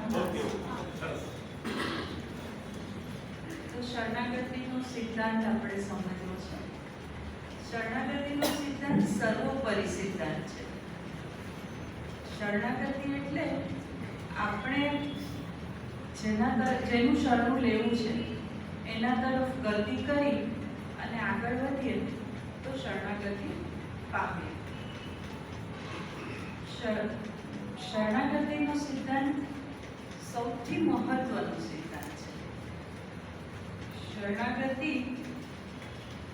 આપણા માટે ખૂબ જ જરૂરી છે. પછી શરણાગતિ એટલે શું? તો શરણાગતિ એટલે કોઈ પણ નબળું માણસ હોય, કોઈ અસમર્થ હોય, તો એણે કોઈ સબળા માણસની, કોઈ બળવાન માણસની શરણાગતિ લેવી જ પડે. એ કોઈ જ્યારે એને કોઈ રક્ષાની કે કોઈ સુરક્ષાની જરૂર છે તો એણે કોઈ બળવાનનો સહારો લેવો જ પડે, એટલે શરણાગતિ. બરાબર? હવે જોઈએ તો આ વાંદરીનું બચ્ચું પણ એની માના શરણે છે અને બિલાડીનું બચ્ચું પણ એની માના શરણે છે.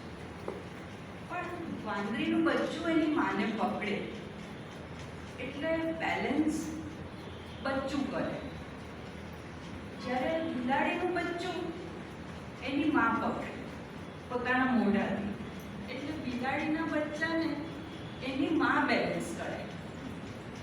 હવે જ્યારે એની માં બેલેન્સ કરે તો બચ્ચાને કોઈ ટેન્શન નથી કે મારે બેલેન્સ કરવાનું છે, એટલે બચ્ચું સુરક્ષિત છે.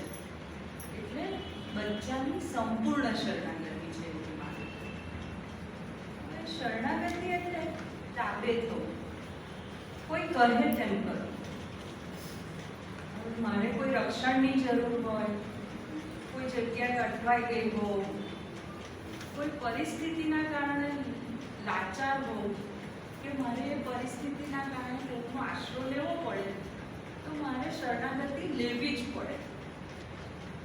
એ ટાઈમે હું એવું ના વિચારું કે ના હું શરણાગતિ લેવી જ પડે. જ્યારે હું કોઈને સમર્પિત હોઉં તો હું એની શરણાગતિ સ્વીકારી જ લઉં ઓટોમેટિકલી.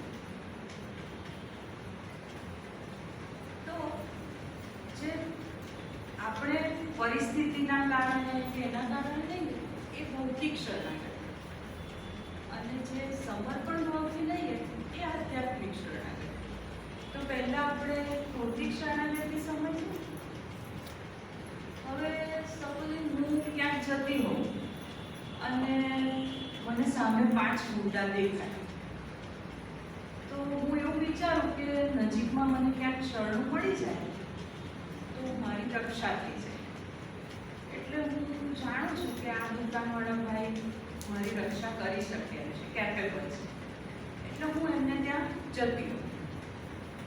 હવે હું એમને ત્યાં જાઉં પણ એ ભાઈ જો મને ઓળખતા હોય તો મને રક્ષણ આપે ને, નહીં તો એમને લાગે આ પણ કંઈક ગુંડા સાથે ભળેલી હોય અને મને લૂંટી લેતો તો ના આપે રક્ષણ. તો જ્યારે એ ભાઈ મને રક્ષણ આપે, એમને ખબર છે કે હા હું સારી વ્યક્તિ છું, તો એમણે મને રક્ષણ આપ્યું. હવે એમણે મને રક્ષણ આપ્યું તો હવે એ કહે એમ મારે કરવું પડે. એ મને કહે કે આ ખૂણામાં જઈને બેસી જાઉં તો મારે બેસવું પડે. તો એ મારી વિવશતા છે. અને જેવા એ ગુંડા જતા રહે એટલે હું મારા ઘેર જતી રહું, હું એમને ત્યાં ના લઈ પડું. એટલે એ ક્ષણિક શરણાગતિ છે. બરાબર? હવે આપણે ભૌતિક શરણાગતિ કોઈ વસ્તુ, વ્યક્તિ કે પરિસ્થિતિની લઈએ આપણે. પણ જ્યારે આપણે એમાંથી બહાર નીકળી જઈએ તો આપણે તરત નીકળવા માંગીએ છીએ, છતાં પણ એ લાભ તો આપે છે. ભલે ટૂંકા સમય માટે પણ લાભ તો આપે છે. એટલે ભલે ક્ષણિક લાભ છે, મર્યાદિત લાભ છે, થોડોક જ લાભ છે, પણ એ મને લાભ તો આપે જ છે. હવે એમણે મને રક્ષણ આપ્યું હતું તો ભલે થોડા સમય માટે પણ એમણે મને લાભ તો આપ્યો હતો, મને રક્ષણ તો આપ્યું. બરાબર? તો હવે એ મર્યાદિત પણ લાભ તો છે જ, પણ એ લાભ મને દેહભાવ તરફ લઈ જાય. એટલે કે એ લાભથી હું સુખ શોધું છું, પણ એ લાભથી હું મનથી પ્રસન્ન નથી. મનથી તો હું દુઃખી જ છું. એટલે એ મને શાશ્વત પ્રસન્નતા નહીં આપે, કારણ કે હું ઓલરેડી પ્રસન્ન જ નથી. તો એ આપે જ નહીં, એટલે આનંદથી તો હું બહુ દૂર થઈ ગઈ. એટલે મારો જીવનનો અંતિમ ધ્યેય જે મોક્ષ પ્રાપ્તિ, આનંદ પ્રાપ્તિ, એ તો મને મળે છે. આમ જોઈએ તો જે ધનિક હોય એ વિકલ્પને લાભ આપી શકે, શરણાગતિ આપી શકે. નિર્ધન હોય તો એ ધનિકના શરણે જાય. હવે કોઈને સત્તાની લાલચ હોય તો એ સત્તાધીશ પાસે જાય.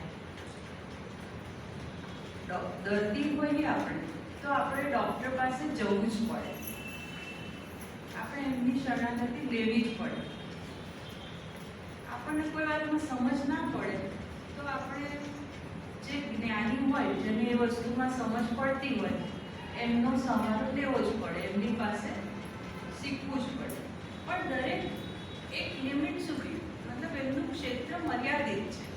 હોઈ શકે કે ડૉક્ટર છે એ સત્તાધીશ ના હોય, એટલે કોઈ પણ રીતે એમનું ક્ષેત્ર લિમિટેડ છે. એ આપણને બધી જગ્યાએ મદદ ના કરી શકે. છતાં પણ એમ જોઈએ તો શરણાગતિ અને પલાયનવાદ વચ્ચે ફરક છે. હવે પલાયનવાદ એટલે શું?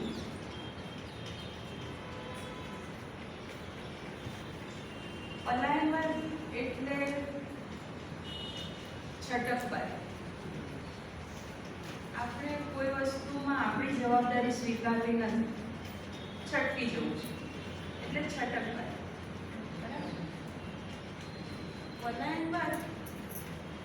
પલાયનવાદી જે હોય એને પોતાની જવાબદારીનો સ્વીકાર જ નહીં, એને શોર્ટકટ્સ જોઈએ બધી વસ્તુ. જેટલું ફટાફટ કામ થઈ જાય, પેલો મને મદદ કરી દે તો મારું કામ થઈ જશે. એટલે જલ્દીથી કામ નિપટાવવા માટે પોતાની આળસ પણ હોય. આળસને કારણે પોતાની જવાબદારીનો સ્વીકાર નથી, એના કારણે એ કોઈની મદદ લે છે. પણ એ શરણાગતિ નથી. જ્યારે જે શરણાગત છે એને ખબર છે કે મારી શું જવાબદારી છે.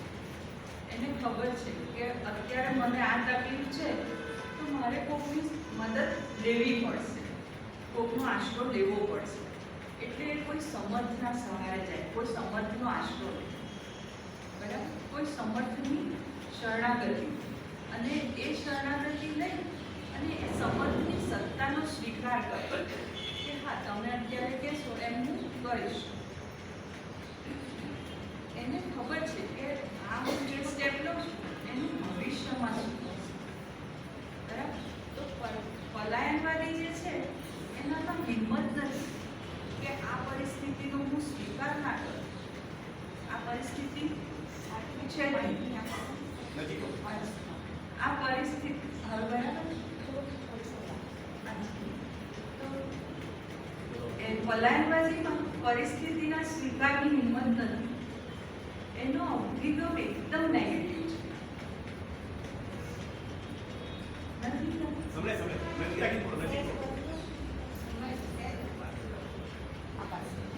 ચાલશે? હા, ઓકે, હવે બરાબર. હા, હવે અહીંયા જ રહીશ. માઇકના શરણે.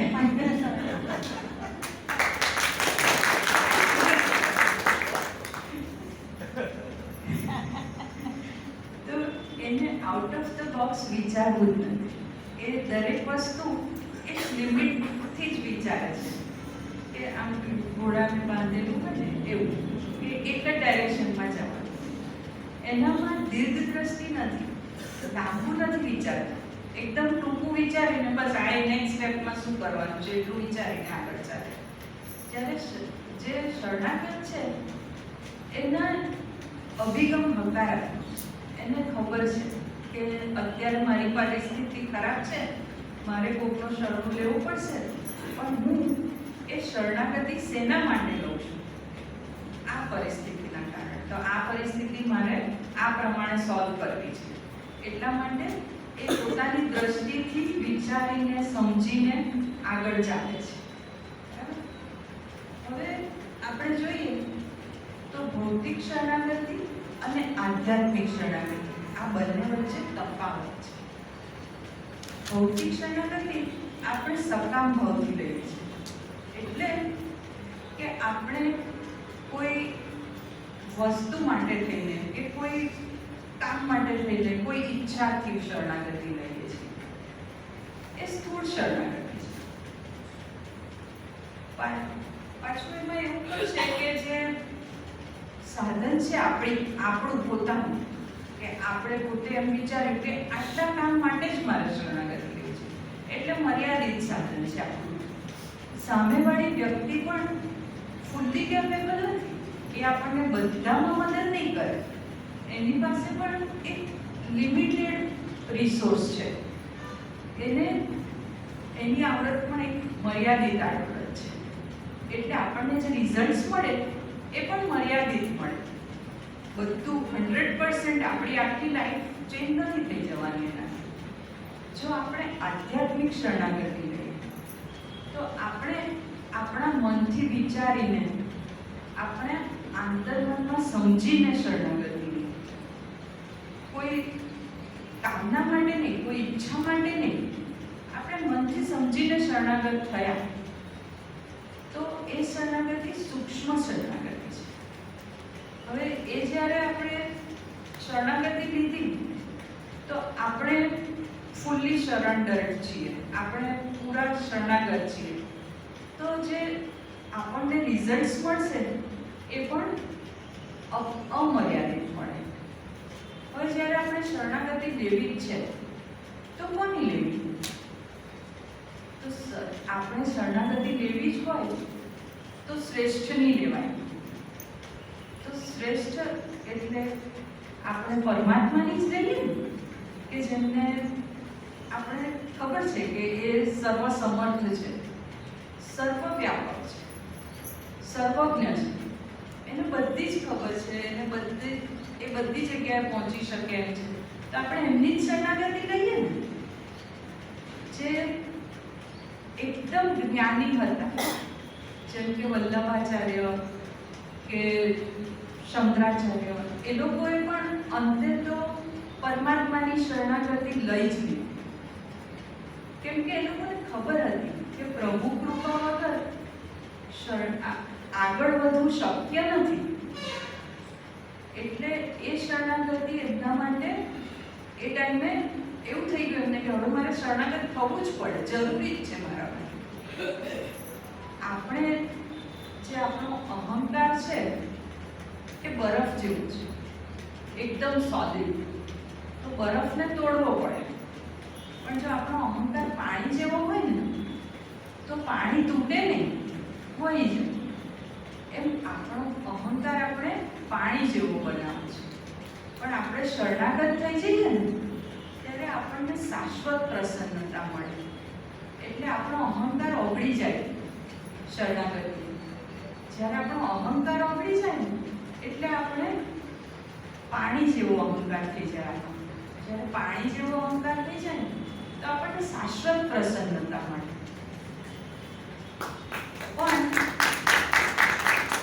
પણ આપણે શરણાગતિ સુધી પહોંચીએ કેવી?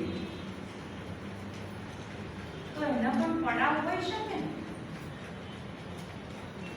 તો શરણાગતિ સુધી પહોંચવા માટે પહેલા તો ભક્તિ જરૂરી છે. પણ આપણે ભક્તિ તો સમજવી પડે ને. હવે ભક્તિ એટલે શું?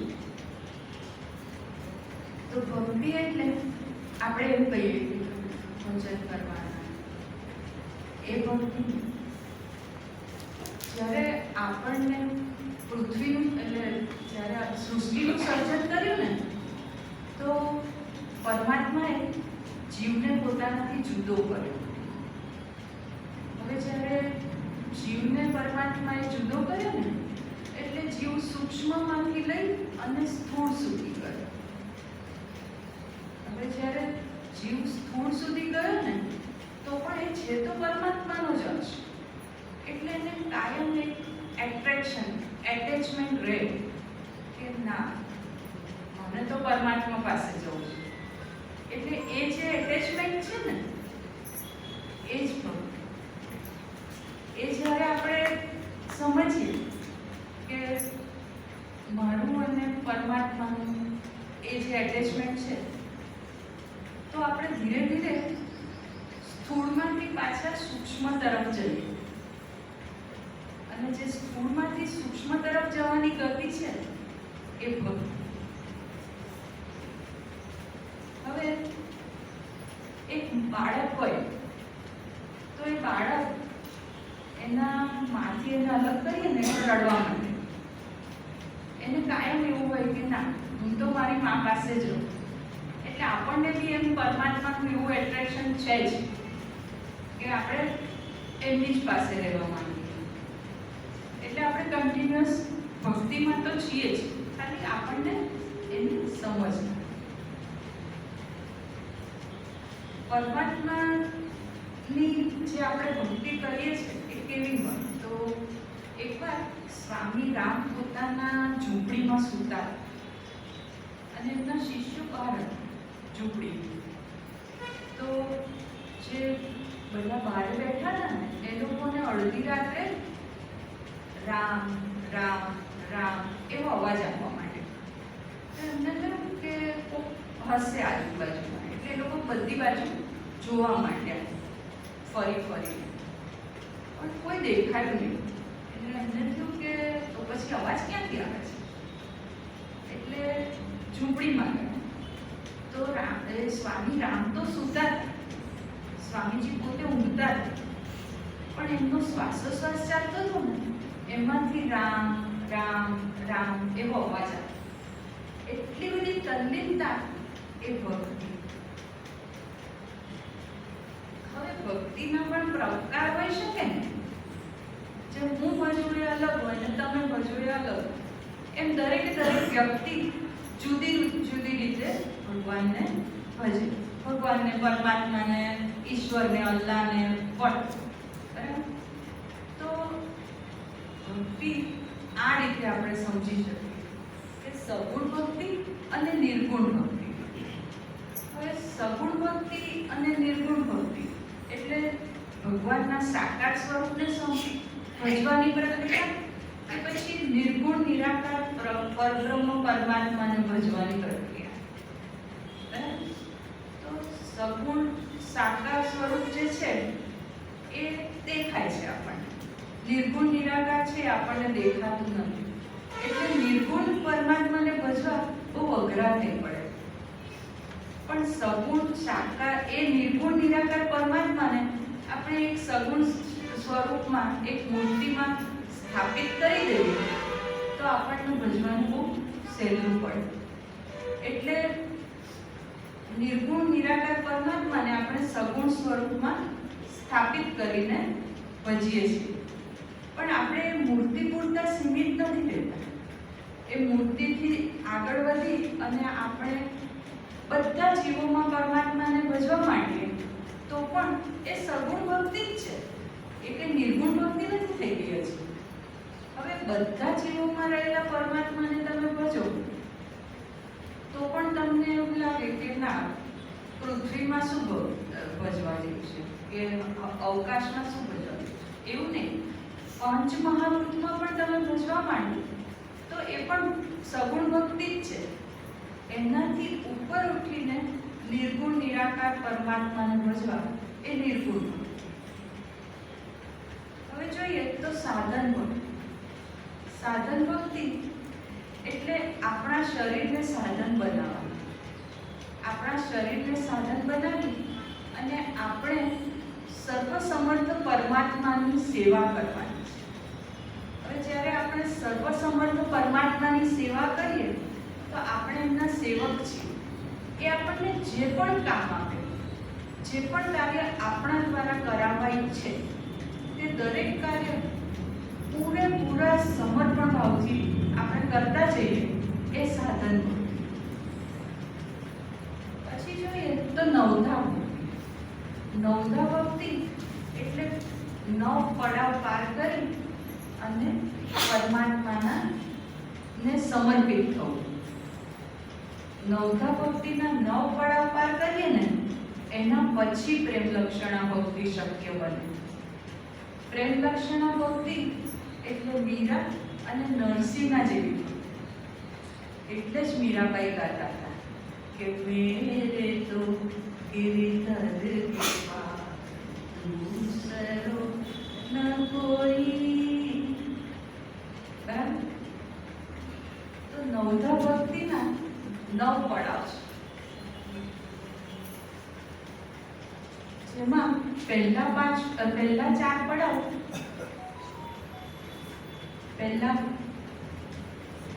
પડાવ પાર કરી અને માણસ અંતર્મુખી થાય. 5મા ચરણથી સગુણ સ્વરૂપની સેવામાં લાગી જાય અને અંતે એ નિર્ગુણ નિરાકાર પરમાત્મામાં સમર્પિત થઈ જાય.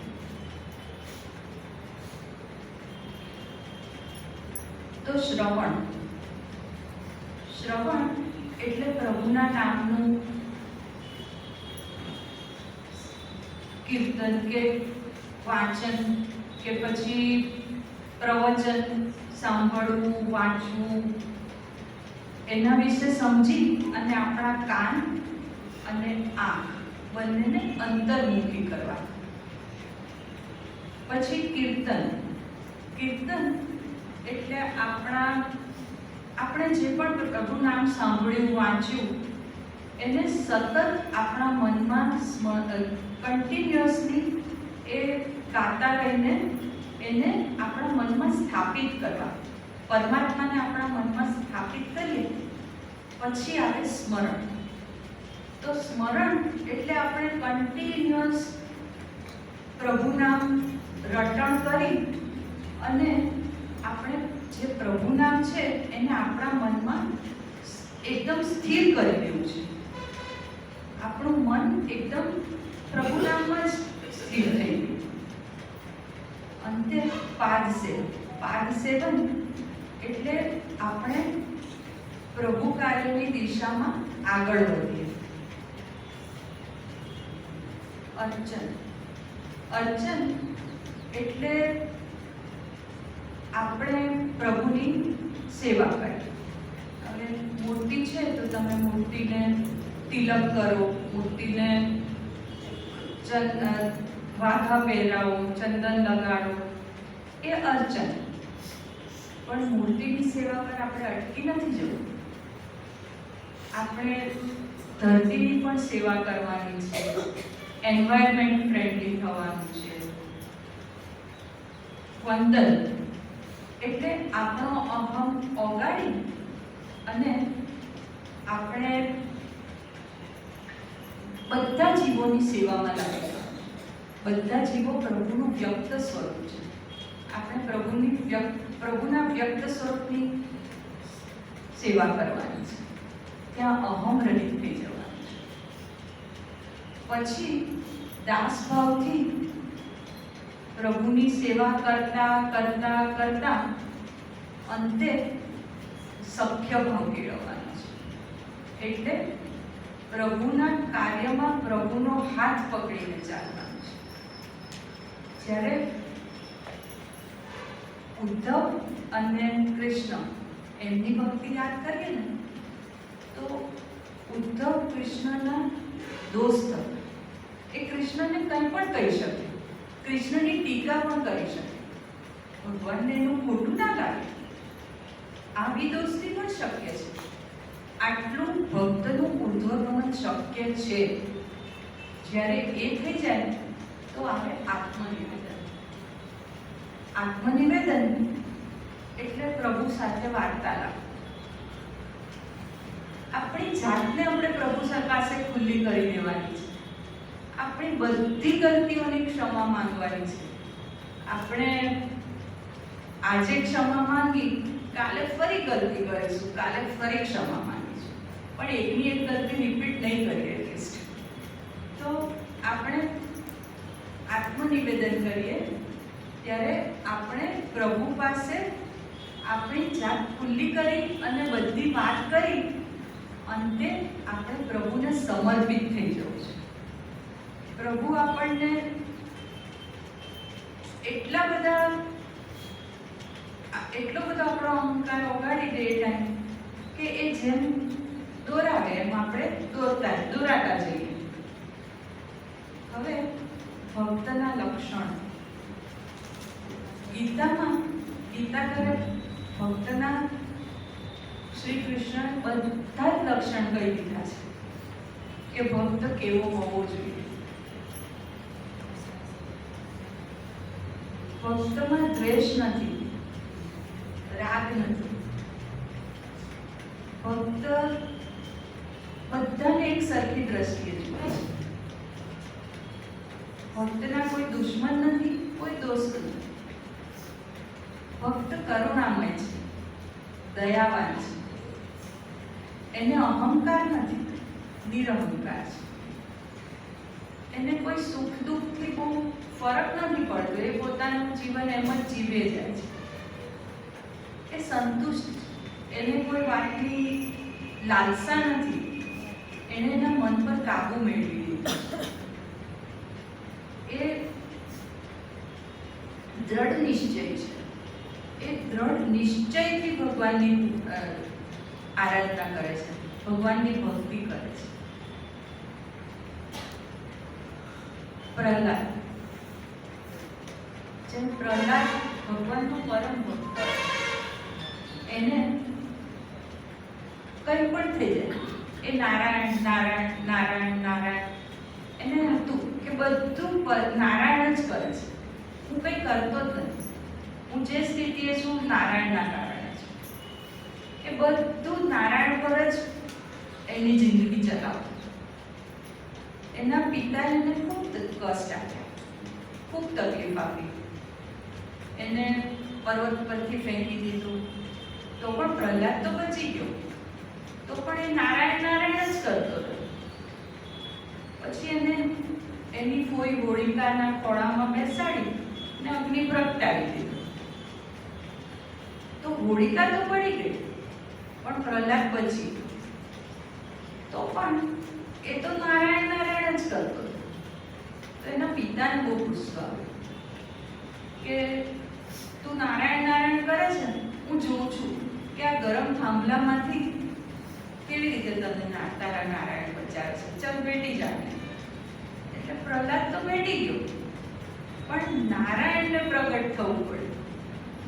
નારાયણે કેવું પડ્યું આ ના ચાલે, હવે આ લિમિટ કહેવાય, એક્સ્ટ્રીમ થઈ ગયું. મારા ભક્તને કોઈ આટલું પરેશાન કરે એમ ના ચાલે. એટલે નારાયણ પ્રગટ થયા અને એમણે હિરણ્યકશ્યપને મારી નાખ્યો કે મારો ભક્ત તો બચવો જ જોઈએ કોઈ પણ ચલજો. તો આપણે ભક્તિ સમજી ગયા, ભક્તના લક્ષણો પણ સમજી ગયા, શરણાગતિ પણ સમજી ગયા. પણ આપણે શરણાગતિ તરફ જવું કેવી રીતે? તો પહેલા તો આપણે આપણી જાતને શરણે જવું પડશે.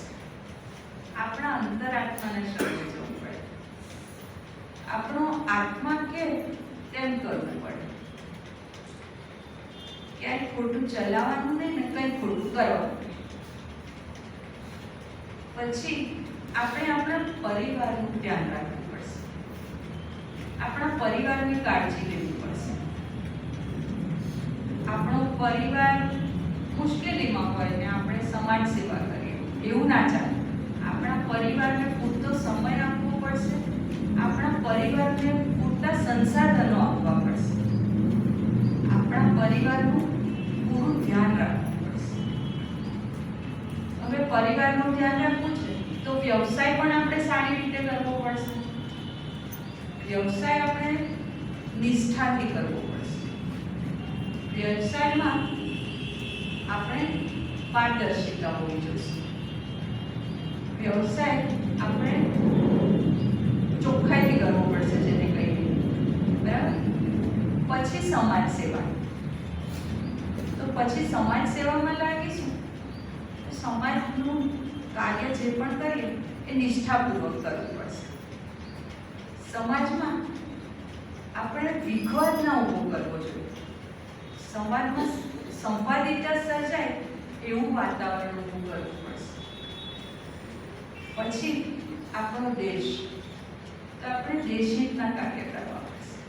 એટલે કે આપણે યુદ્ધ લડવા નથી જવાનું, પણ આપણે જે પણ કાર્ય કરીએ એમાં દેશનું અહિત ના થાય એનું ધ્યાન રાખવું.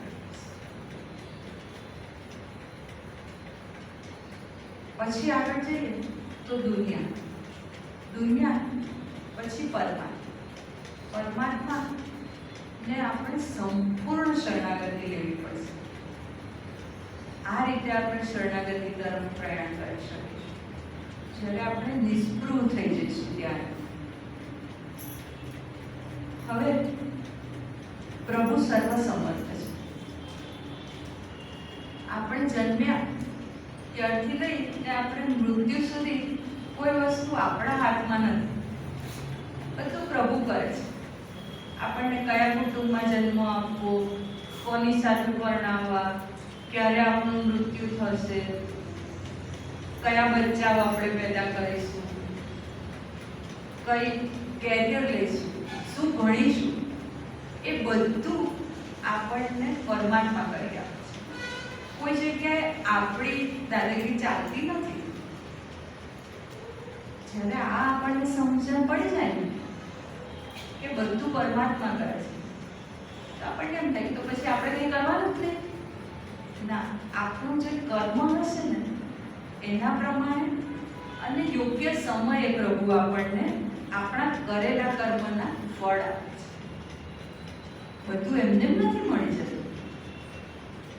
તો આપણે આટલું સમજી જઈએ ને ત્યારે આપણને આપણી અપૂર્ણતાની ખબર પડે અને આપણે શરણાગતિ સ્વીકારીએ છીએ પ્રભુની.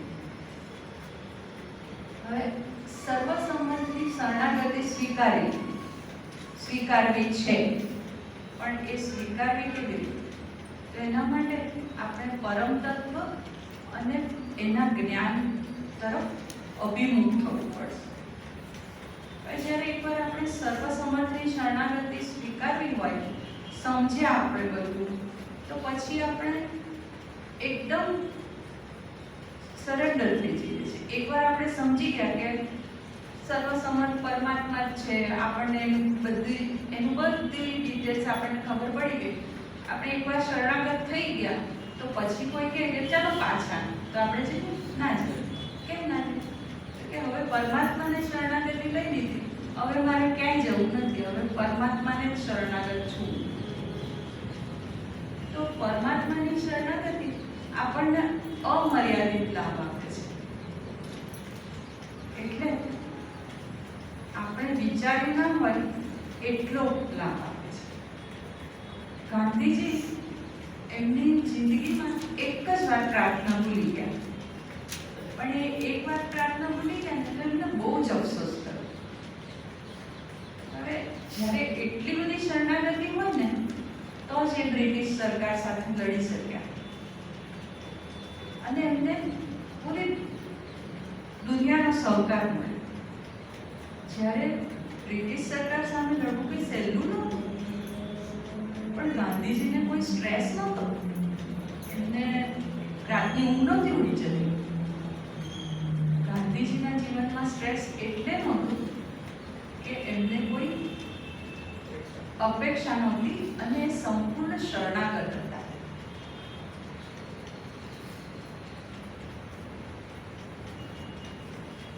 આપણે પ્રભુના શરણે જઈએ એટલે આપણને પરમ શાંતિ, પરમ આનંદ. જેમ મહાપ્રભુજી, મીરા, નરસિંહ એ લોકોને એકદમ શાંતિ હતી. પછી તો હરે મારું ગાડું હંકારે.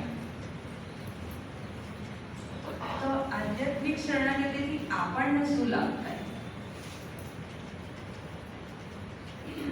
જે શરણાગત હોય ને એને પોતાની ચિંતા ના હોય, એની તો હરી ચિંતા કરે. હરી એને એની જિંદગીમાં આગળ વધારતા જાય. એને કોઈ વસ્તુમાં કે કોઈ વ્યક્તિમાં કે કોઈ રીતે એને કોઈ તકલીફ ના પડવા દે. એની બુદ્ધિ ઉત્તમભરા પ્રજ્ઞા બની છે.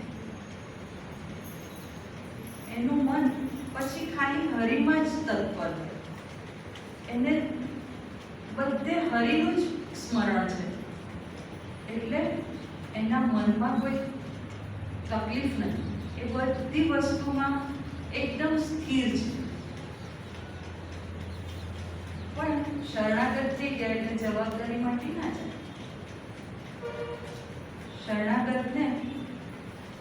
શરણાગત બન્યા પછી પ્રભુના જે પણ વ્યવસ્થા છે, પરમાત્માની જે વ્યવસ્થા છે, એના સંચાલનમાં મદદરૂપ થવાનું છે.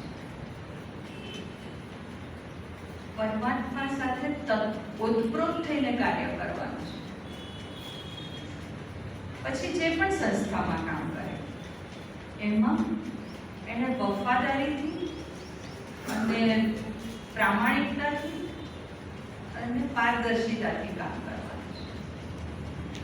જે સંસ્થાનું તત્વ છે તેને વફાદાર રહીને કામ કરવાનું છે. તંત્રને નહીં,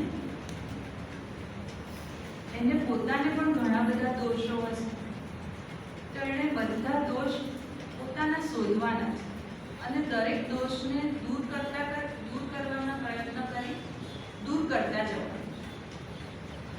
જેમ જેમ દોષો દૂર થતા જાય એમ કેપેસિટી ડેવલપ કરી પોતાની કેપેસિટી વધારતા સમાજ સેવાના કાર્ય કરવાના.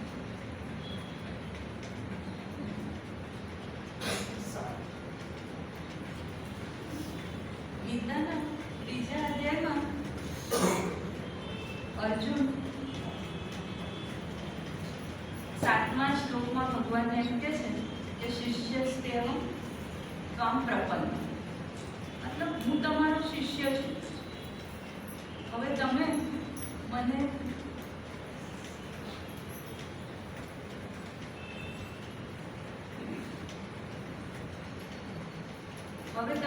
કહો તેમ હું કરું. એમ કરી અને એને કૃષ્ણ ભગવાનની શરણાગતિ સ્વીકારી. તો કૃષ્ણ ભગવાને એને બધું સમજાવતા 6ઠા અધ્યાયમાં એને કીધું કે તું યોગી થા. પછી ફરી આગળ સમજાવતા 18મા અધ્યાયમાં એમણે એને કીધું કે મેં તને બધું સમજાવ્યું, હવે યથેચ્છસી તથા કર. તને જેમ ઠીક લાગે તેમ તું કર. પછી ફરી પાછા આગળ ગયા. ભગવાનને તું હજી એને કંઈક ડાઉટ હોય તો 66મા શ્લોકમાં એમણે કીધું કે મેં તને જે જ્ઞાન આપ્યું છે તેની પ્રમાણે વર્તી અને તું આગળ વધ. એમ કરતા 73મા શ્લોકમાં અર્જુનને લાગ્યું કે હા હવે બધું ક્લિયર થઈ ગયું. એટલે એણે કહ્યું કે થયો મોહ મારો દૂર, સ્મૃતિ પામ્યો પ્રભુ, સર્વ સંદેહો ટળી ગયા, સ્થિર થયો હું, કરીશ્ય વચનમ તવ. એમ કરી અને એને ભગવાનની સંપૂર્ણ શરણાગતિ સ્વીકારી.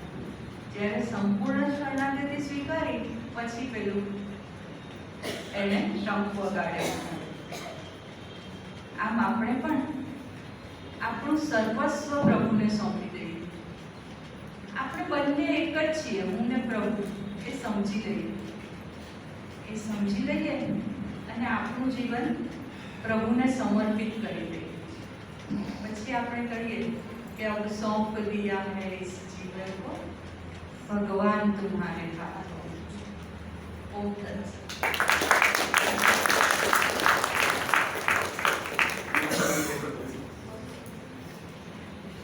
ખૂબ સરસ રીતે આપણને શરણાગતિનો સિદ્ધાંત સમજાયો. પણ શાસ્ત્રમાં તો બે એક્સ્ટ્રીમ વાત હોય. ઉપનિષદ એવું કે અહમ બ્રહ્માસ્મિ. 4 મહાવાક્યો છે ને આપણે. થાય છે બીજા કોઈને? 4 મહાવાક્યો બોલો. એક અહમ બ્રહ્માસ્મિ, તત્વમસી, અહમ બ્રહ્માસ્મિ, હા, શિવોહમ, અનાત્મા બ્રહ્મ. Shivoham. Yes, very good, very good. અહીંયા આપણે એવું કહીએ છીએ કે હું જ બ્રહ્મ છું, હું જ પરમાત્મા છું. અને શરણાગતિની વાત બી આવે છે. બંને બે કોન્ટ્રાડિક્ટરી છે ને. એક બાજુ કહીએ છીએ કે અહમ બ્રહ્માસ્મિ, હું ભગવાન છું, અને બીજી બાજુ કહીએ છીએ કે ભાઈ યાર શરણાગતિની વાત કરો, કોણ કોની શરણાગતિ? તો આ વાત હવે આપણે શાસ્ત્રોને સમજીએ. કેમ આપણે 3 શાસ્ત્રો લીધા? ઉપનિષદ, બ્રહ્મસૂત્ર, ગીતા. તો ઉપનિષદમાં જરા પણ ડિસ્ક્રિપન્સી હતી, થોડી હતી નહીં, પણ લાગે કોઈની ગેરસમજ થાય એ સ્પષ્ટ કરવા માટે એમણે બ્રહ્મસૂત્રો લખ્યા. પરમાત્માનું અને જીવાત્માનું બેના સ્વરૂપ સ્પષ્ટ કરવા માટે એમણે બ્રહ્મસૂત્રો લખ્યા. ઋષિ બ્રહ્મસૂત્રમાં એમણે 2 લિમિટ દર્શાવી આપણી માણસ. બીજા પશુ પક્ષી પ્રાણી માટે તો કોઈ સ્કોપ છે જ નહીં. એક જ યોની એવી છે, મનુષ્ય યોની, કે જ્યાં આપણે આપણી અંદર પરિવર્તન લાવી શકીએ. ત્યાં બ્રહ્મસૂત્રમાં લખ્યું એમણે કે માણસ મનુષ્યની અંદર પરમાત્મા જેટલી શક્તિઓ છે, જરાય ઓછી એની જે સર્વ સમર્થતા, સર્વજ્ઞતા, સર્વવ્યાપકતાની જે શક્તિઓ છે એ બધી પરમાત્મા જેટલી છે. પણ છતાં મનુષ્ય 2 કામ ન કરી શકે.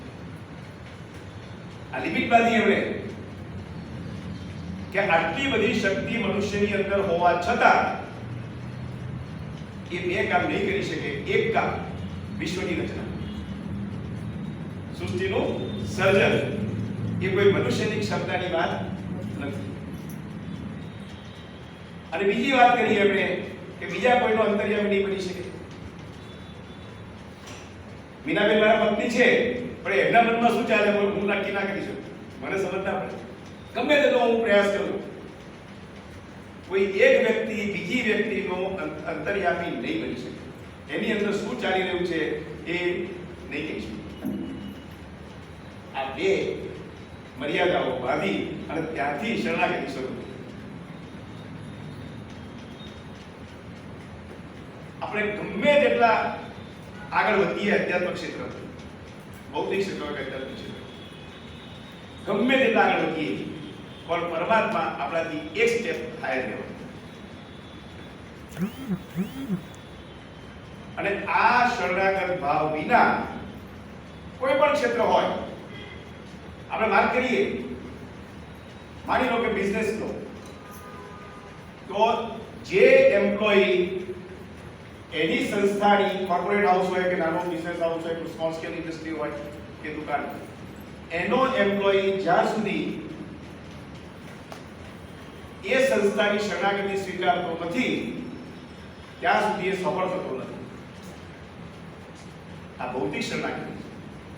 એને સફળ થવું હોય એ સંસ્થાની શરણાગતિ સ્વીકારવી.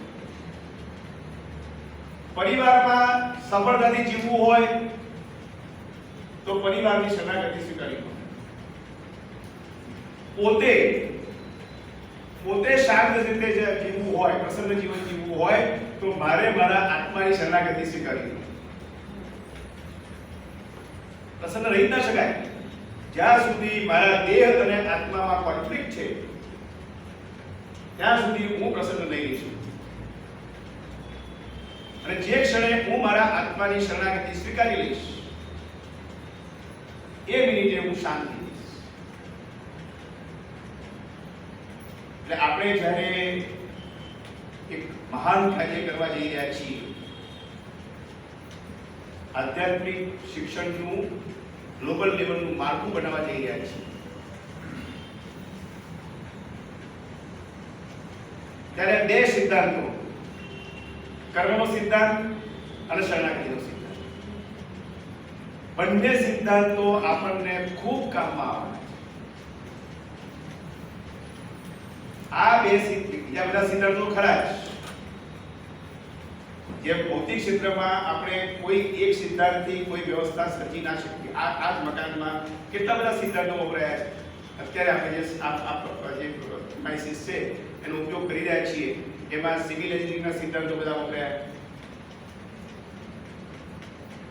એમાં ઇલેક્ટ્રિકલ એન્જિનિયરિંગના સિદ્ધાંતો બધા વપરાયા, મેગ્નેટિક ફિલ્ડના, મિકેનિકલ એન્જિનિયરિંગના આપણે લિફ્ટમાં ઉપર આવ્યા એના સિદ્ધાંતો વપરાયા. બધા સિદ્ધાંતોનો ઉપયોગ થાય, કોઈ સિદ્ધાંત બાકી ના રહે, નાનો નાનો બી ઉપયોગ કરવો પડે, તો આપણે સમૃદ્ધ જીવન જીવી શકીએ ભૌતિક ક્ષેત્રમાં. એવી રીતે આધ્યાત્મિક ક્ષેત્રમાં પણ આ બધા સિદ્ધાંતોનો ઉપયોગ આપણે જ્યારે કરીએ ત્યારે આપણે પ્રસન્ન જીવન જીવી શકીએ.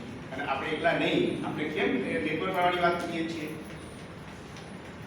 અત્યારે આ બધી વાતો આપણે છૂટી છવાઈ તો બધે જ મળે છે ચારે બાજુ. આમાં કહીએ આજે આપણે જે ભણ્યા એમાં નવું તો કશું છે નહીં, આપણને બધાને ખબર હતી, પણ આપણે સ્ટ્રીમલાઇન કરીએ છીએ, સિસ્ટમેટિક કરીએ છીએ. આવું એક માળખું બનાવવા જઈ રહ્યા છીએ કે જ્યાં વ્યવસ્થિત વૈજ્ઞાનિક રીતે આપણને આ જ્ઞાન મળે, અને એમાં આ સિદ્ધાંતો બહુ જ મહત્વની ભૂમિકા ભજવે છે. અહીંયા આપણે બધા સિદ્ધાંતો તો લઈ નહીં શકીએ, 100 કલાકનો સમય છે, આપણી પાસે મર્યાદિત સમય છે, એટલે બધા સિદ્ધાંતો તો લઈ નહીં શકીએ, પણ જેટલા શક્ય હોય એટલા સિદ્ધાંતો આપણે સમજવાનો પ્રયાસ કરીશું. અને એ સિદ્ધાંતોનો સાયમલ્ટેનિયસલી એને દરેક સમયે દરેક ક્ષણે એ વિવેક બુદ્ધિ આપણે કેળવવી છે કે મારે કયા સમયે કયા સિદ્ધાંતનો કેટલો ઉપયોગ કરવો, અને એ પ્રમાણે જો એક આપણી કેપેસિટી ડેવલપ થઈ ગઈ કે જે સમયે જે સિદ્ધાંત 1 2 3 4 નો ઉપયોગ જરૂરી હોય અને એ ઉપયોગ જો આપણે કરી લઈએ તો 100% આપણે શાશ્વત પ્રસન્નતા મેળવી શકીએ. અહીંયા ખાલી પ્રસન્નતાની વાત નથી.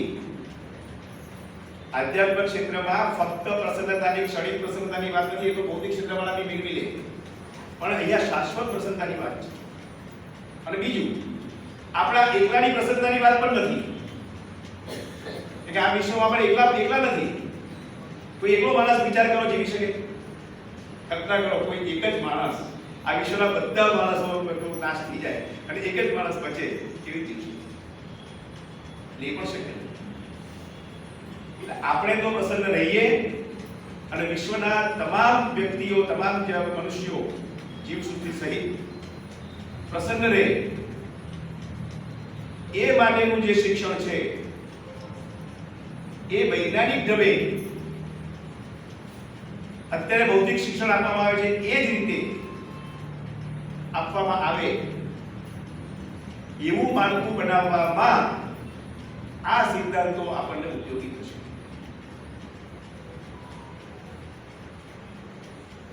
આમાં જો આપણે આ માળખામાં નિષ્કામ કર્મ નહીં કરીએ, ભૌતિક ક્ષેત્રમાં માણસ સકામ કર્મ કરે તો ચાલે, ભૌતિક ક્ષેત્રમાં માણસ સકામ કર્મ કરે તો ચાલે, એ જ્યારે સ્વર્ગ મળે એ આખા વિશ્વની ખૂબ સુંદર વ્યવસ્થા ગોઠવી આપણે જોઈ રહ્યા છીએ કે એક જમાનામાં માણસોને કપડા નહોતા, અન્ન નહોતું, એની બધી વ્યવસ્થાઓ થઈ ગઈ, ગોઠવી ગઈ, બધા સુધી પહોંચે એવું આખું માળખું પણ ગોઠવી ગયું. સરસ. પણ આધ્યાત્મિક ક્ષેત્રનું જો માળખું બનાવવું હશે તો નિષ્કામ કર્મ અને શરણાગતિ બે ખૂબ જરૂરી છે. આના વગર આપણે આ માળખું નહીં બનાવી શકીએ.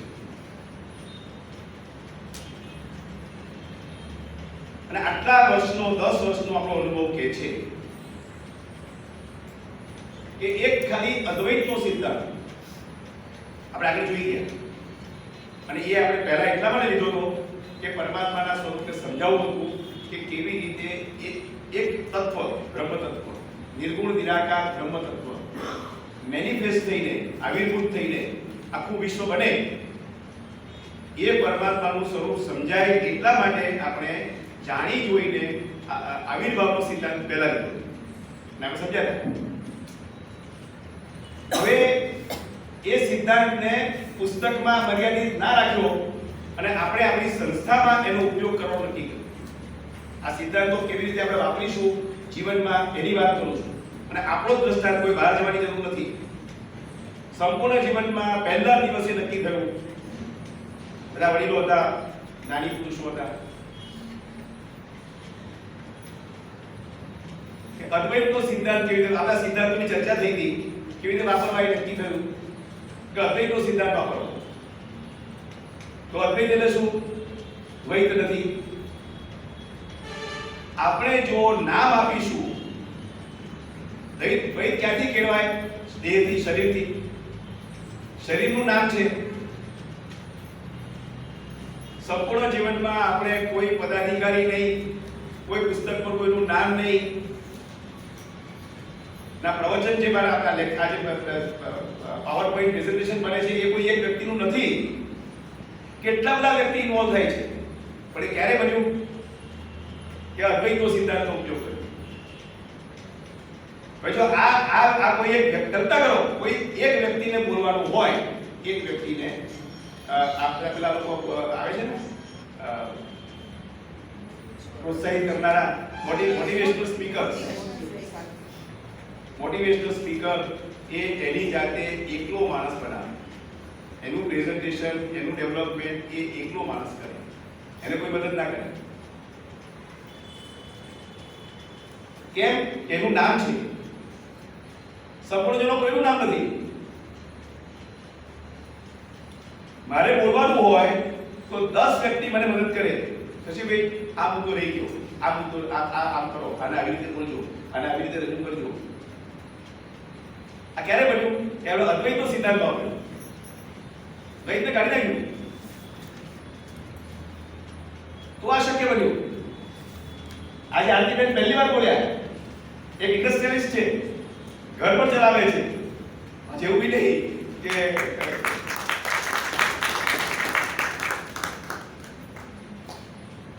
પૂછો એમને કેટલા કલાક મહેનત કરી અને કેટલા વ્યક્તિઓએ મદદ કરી.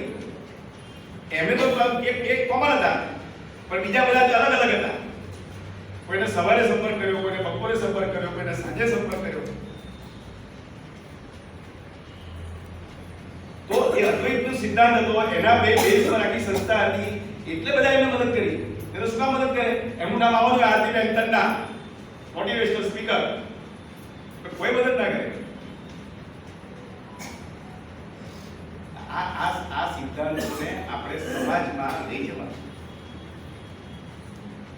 અત્યારે જે વિશ્વ વ્યવસ્થા બની છે, બની રહી છે, ચાલી રહી છે, એ બુદ્ધિશાળી માણસો દ્વારા બનાવેલી વ્યવસ્થા છે. બુદ્ધિશાળી માણસો અને એ લોકો દેહ ભાવમાં કામ કરે છે. એટલે રિસોર્સિસ એમને ગ્રેબ કરવા છે.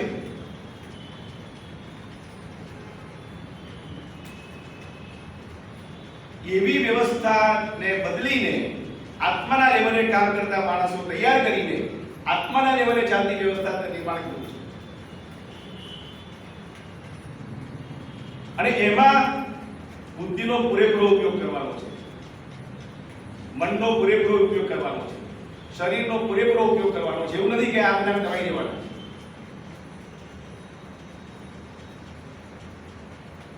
ભગવાનની કૃપાથી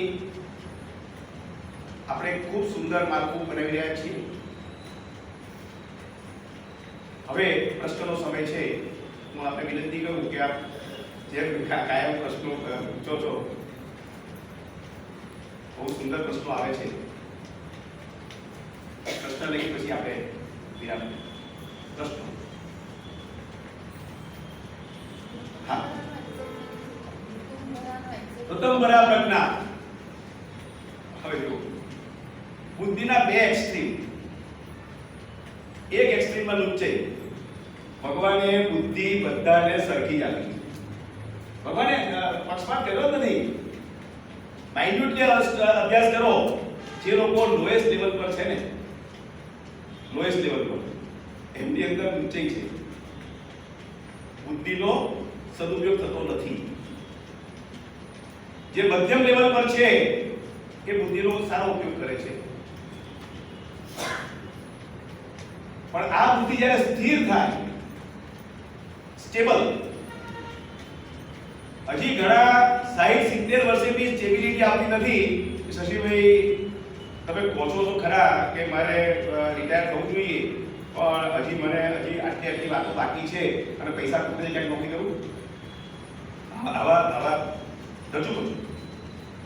અનસ્ટેબલ ઇન્ટેલેક્ટ, એની બુદ્ધિ નિર્ણય આપી શકતી નથી કે ભાઈ તારી બધી વ્યવસ્થાઓ ગોઠવાઈ ગઈ છે. આવું જે બંનેની વાતો છે અમારી પાસે જે બધા આવે છે એના સંદર્ભમાં વાત કરું છું. બે છોકરાઓ સેટ થઈ ગયા છે, મકાન છે, ભવિષ્યના એના માટેની વ્યવસ્થા છે, આરામથી જીવી શકાય એટલું છે, તોય પાછા કે હજી ક્યાંક નોકરી કરી લઉં. એ બુદ્ધિ જ્યારે સ્ટેબલ થાય એટલે ઋતુમ ભરાય. અને એના સ્ટેપ્સ બીજા અધ્યાયમાં 52મા શ્લોકથી જે 72મા શ્લોક સુધી આપેલા છે. ઋતુમ ભરા પ્રજ્ઞા બનાવવા માટે એ સ્ટેબલ ઇન્ટેલેક્ટ, સ્થિતપ્રજ્ઞ. એટલે અર્જુને પ્રશ્ન પૂછ્યો કે આ સ્થિતપ્રજ્ઞ કેવો હોય? ત્યારે કૃષ્ણ ભગવાન બીજા અધ્યાયના એમાં આ વાત સમજાવી. એ રીતે બરાબર કે જે બુદ્ધિ તમને પરમાત્મા સિવાયના બીજા કોઈ વિષયમાં ન લઈ જાય એ સ્ટેબલ, એ ઋતુમ. નેક્સ્ટ સરસ પ્રશ્ન બોલો. હા, યજ્ઞ કર્મ સિવાયનું કર્મ બંધનમાં નાખે છે. યજ્ઞ કર્મ સિવાય યજ્ઞ કર્મ સિવાયનું કર્મ બંધનમાં નાખે છે. તો એક પ્રશ્ન છે યજ્ઞ કર્મ એટલે કેવું કર્મ? અને બીજું દુર્યોધન, રાવણ અને બલિ પણ યજ્ઞ કરતા હતા. તો એમને ભગવાને કેમ માન્યા? બહુ સરસ વાત કરી, એક્સ્ટ્રોર્ડનરી. બસ મારે આવા વસ્તુ જોઈએ છે જેને વિશેષ સ્પષ્ટ થાય. એક પ્રશ્ન છે કે આ યજ્ઞ કર્મ એટલે શું એ સમજાવો.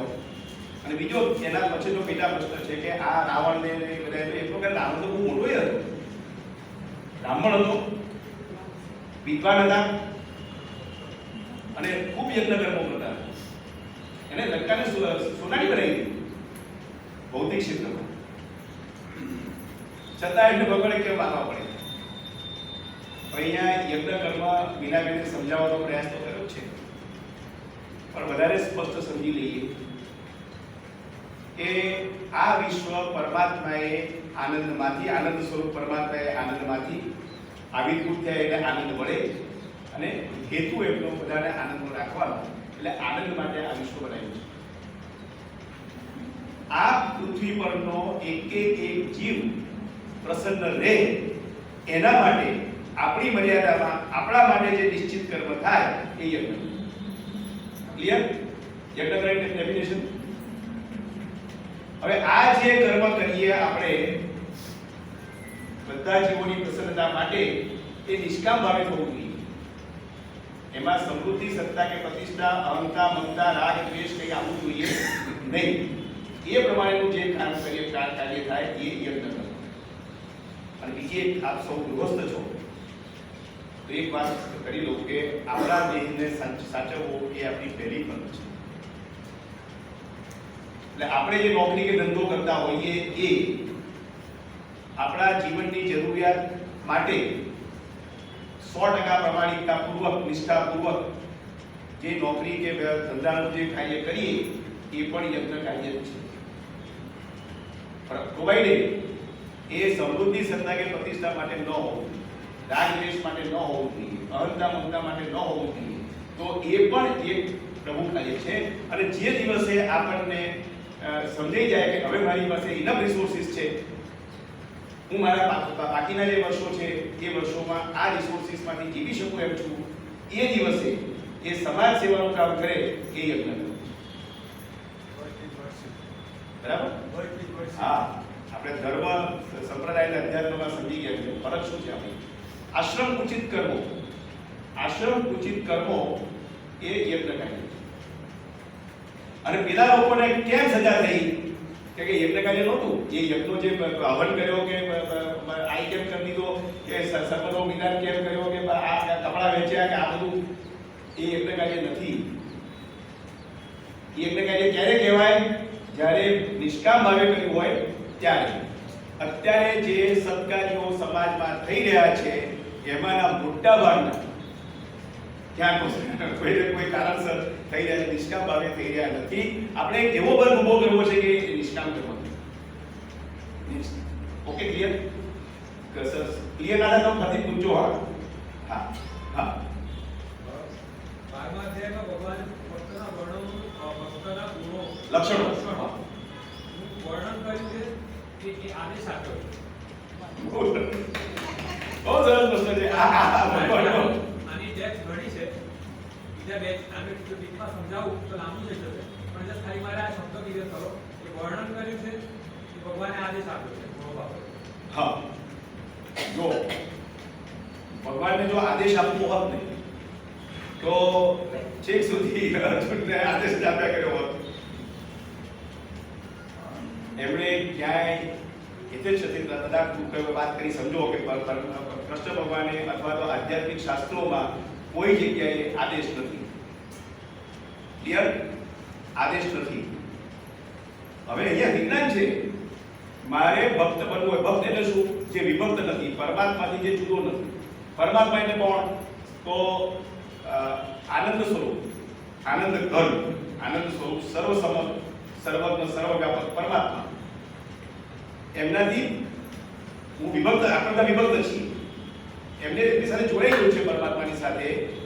તો એ જોડાવા માટે જે લક્ષણોની જરૂર પડે એ બધા લક્ષણો એમને 12મા અધ્યાયમાં આપ્યા. બરોબર? એક પ્રશ્ન એવો બને છે કે જેવી રીતે આપણે આ સિદ્ધાંત ભણ્યા આવી ગયો સિદ્ધાંત એના હિસાબે આપણે દરેક વ્યક્તિ ભક્ત છે, ખાલી એના માટે કોન્શિયસ થવું, સેન્સિટિવ થવું જરૂરી છે. બરાબર. જો એ સેન્સિટિવિટી આવશે તો આ જે ગુણો વર્ણવ્યા છે એ દેખાશે. Yes, exactly. સમજણમાં આવે છે. બહુ સરસ. You are right, you are absolutely right. એ દેખાશે, એ ગુણો આવશે, એમાં શરણાગતનો ભાવ કામ લાગશે. હા, ઓકે, સરસ. સંતોષ ના થાય ત્યાં સુધી પેટા પ્રશ્નો પૂછો. બી ક્લિયર. અહીંયા વડીલો પણ આવે છે, જરૂર લાગશે એમની મદદ લઈશું. બોલો, સમય થઈ ગયો છે. આ દરેક કાર્ય જે થાય છે હા, જો પરમાત્માનું હોય હા. તો દરેક જણ જે કાર્ય કરે છે હા, એની અંદર આપણે અત્યારે બધા ભાવ ને ગુણો ને બધા કર્યા તો પરમાત્માએ જે આ બધા અલગ અલગ કર્યું છે એ ખ્યાલ નથી આવતું કે નહીં. બહુ સરસ વાત કરી. કે જો પરમાત્માએ વ્યવસ્થા કરી તો આ દુષ્ટ માણસોને શું કામ બનાયા અને અલગ અલગ ભાવ કેમ પેદા કર્યા? એક વસ્તુ છે, વૈવિધ્ય છે, દ્વૈત નથી. વૈવિધ્ય છે, દ્વૈત નથી. આ એક વાત. પરમાત્માએ આ વિશ્વ આનંદ માટે બનાવ્યું છે, એના માટે જરૂરી બધી વ્યવસ્થાઓ ગોઠવી છે. પણ કલ્પના કરો, દિવસ ને રાત ના હોય, ખાલી દિવસ હોય અને ખાલી રાત જો ચાલે, ખાલી રાત ના ચાલે, ખાલી દિવસ ના ચાલે. વૈવિધ્ય કેળવવું હોય તો સફેદ અને કાળો બે રંગ જોઈએ. એકલો સફેદ ના ચાલે, એકલો કાળો ના ચાલે. એટલે વૈવિધ્ય કેળવવા માટે પરમાત્માએ શું કર્યું? સૌથી શ્રેષ્ઠ જીવ મનુષ્ય બનાવ્યો અને મનુષ્યને ફ્રીડમ આપી. આ ફ્રીડમનો જેમણે સદુપયોગ કર્યો એ સંત બન્યા અને દુરુપયોગ કર્યો એ દુષ્ટ બન્યા. સિમ્પલ. અને છતાં આ બધા માટે જ્ઞાન એમને ચોથા અધ્યાયમાં કહ્યું, આ યોગ મેં સૂર્યને કહ્યો તો સૂર્ય મનુને કહ્યો, મનુએ ઈશ્વાકુને કહ્યો. આ જ્ઞાન પણ પરમાત્મા આપે છે. તો અમુકને સારા ગુણ આપે છે, અમુકને ખરાબ. આપતા નથી. પરમાત્મા તો બધા હરખું જ આપે. સૂર્યનો પ્રકાશ સરખો હોય, તમે ઉપર પેલી પેનલ મૂકી દો તો ઇલેક્ટ્રિસિટી આવી જાય. ના મૂકે અને મૂર્ખ માણસ 2 મહિનાના બપોરે 12 વાગે કાળો એ પહેરી મૂર્ખો પહેરી આપવા ઉભો રહે તો શું થાય? એનો વાત છે, સૂર્યનો વાત નથી. પરમાત્માનો કોઈ જગ્યાએ વાત નહીં કરી છે બધું. કર્મનો સિદ્ધાંત પણ યસ, એક્ઝેક્ટલી. સજ્જન માણસનો દીકરો પણ ખૂની હોય છે. વૈવિધ્ય રહેવાનું, આ વિશ્વમાં વૈવિધ્ય રહેવાનું. વૈવિધ્ય ના હોય આ વિશ્વ ટકી ના શકે. પણ એની અંદર ચોઈસ આપણી છે કે આપણે શું કરવું છે. અને આપણે એકલા પ્રસન્ન રહીએ, સુખી રહીએ, સમૃદ્ધ થઈએ એ શક્ય નથી. જે આપણે મેળવી શકીએ, આપણી શક્તિઓ ખીલવીને કે બીજા કોઈની મદદ લઈને જે કંઈ આપણે કરી શકીએ એ જેટલું વહેંચીશું એટલી મજા આવશે. અને બિઝનેસમાં સકામ વ્યવસ્થામાં પણ જે લોકોએ વહેંચ્યું છે ને એ જ આગળ વધ્યા છે અને જેમને કોન્ઝર્વેટિવ રહ્યા છે એ આગળ નથી વધી છે. એટલે આ સિદ્ધાંતો જાણતા અજાણતા માણસ વાપરે જ છે, પણ અધૂરા વાપરે એટલે તકલીફ છે. પૂરેપૂરા સમજીને જો વાપરવામાં આવે ને તો આપણે બધા પરમાત્માની નજીક પહોંચી શકીએ અને શાશ્વત પ્રસાદ મેળવી શકીએ. ઓકે, હવે આપણો સમય પૂરો થયો છે. જયનાબેન, અર્ચનાબેન, પ્રાર્થના કરો.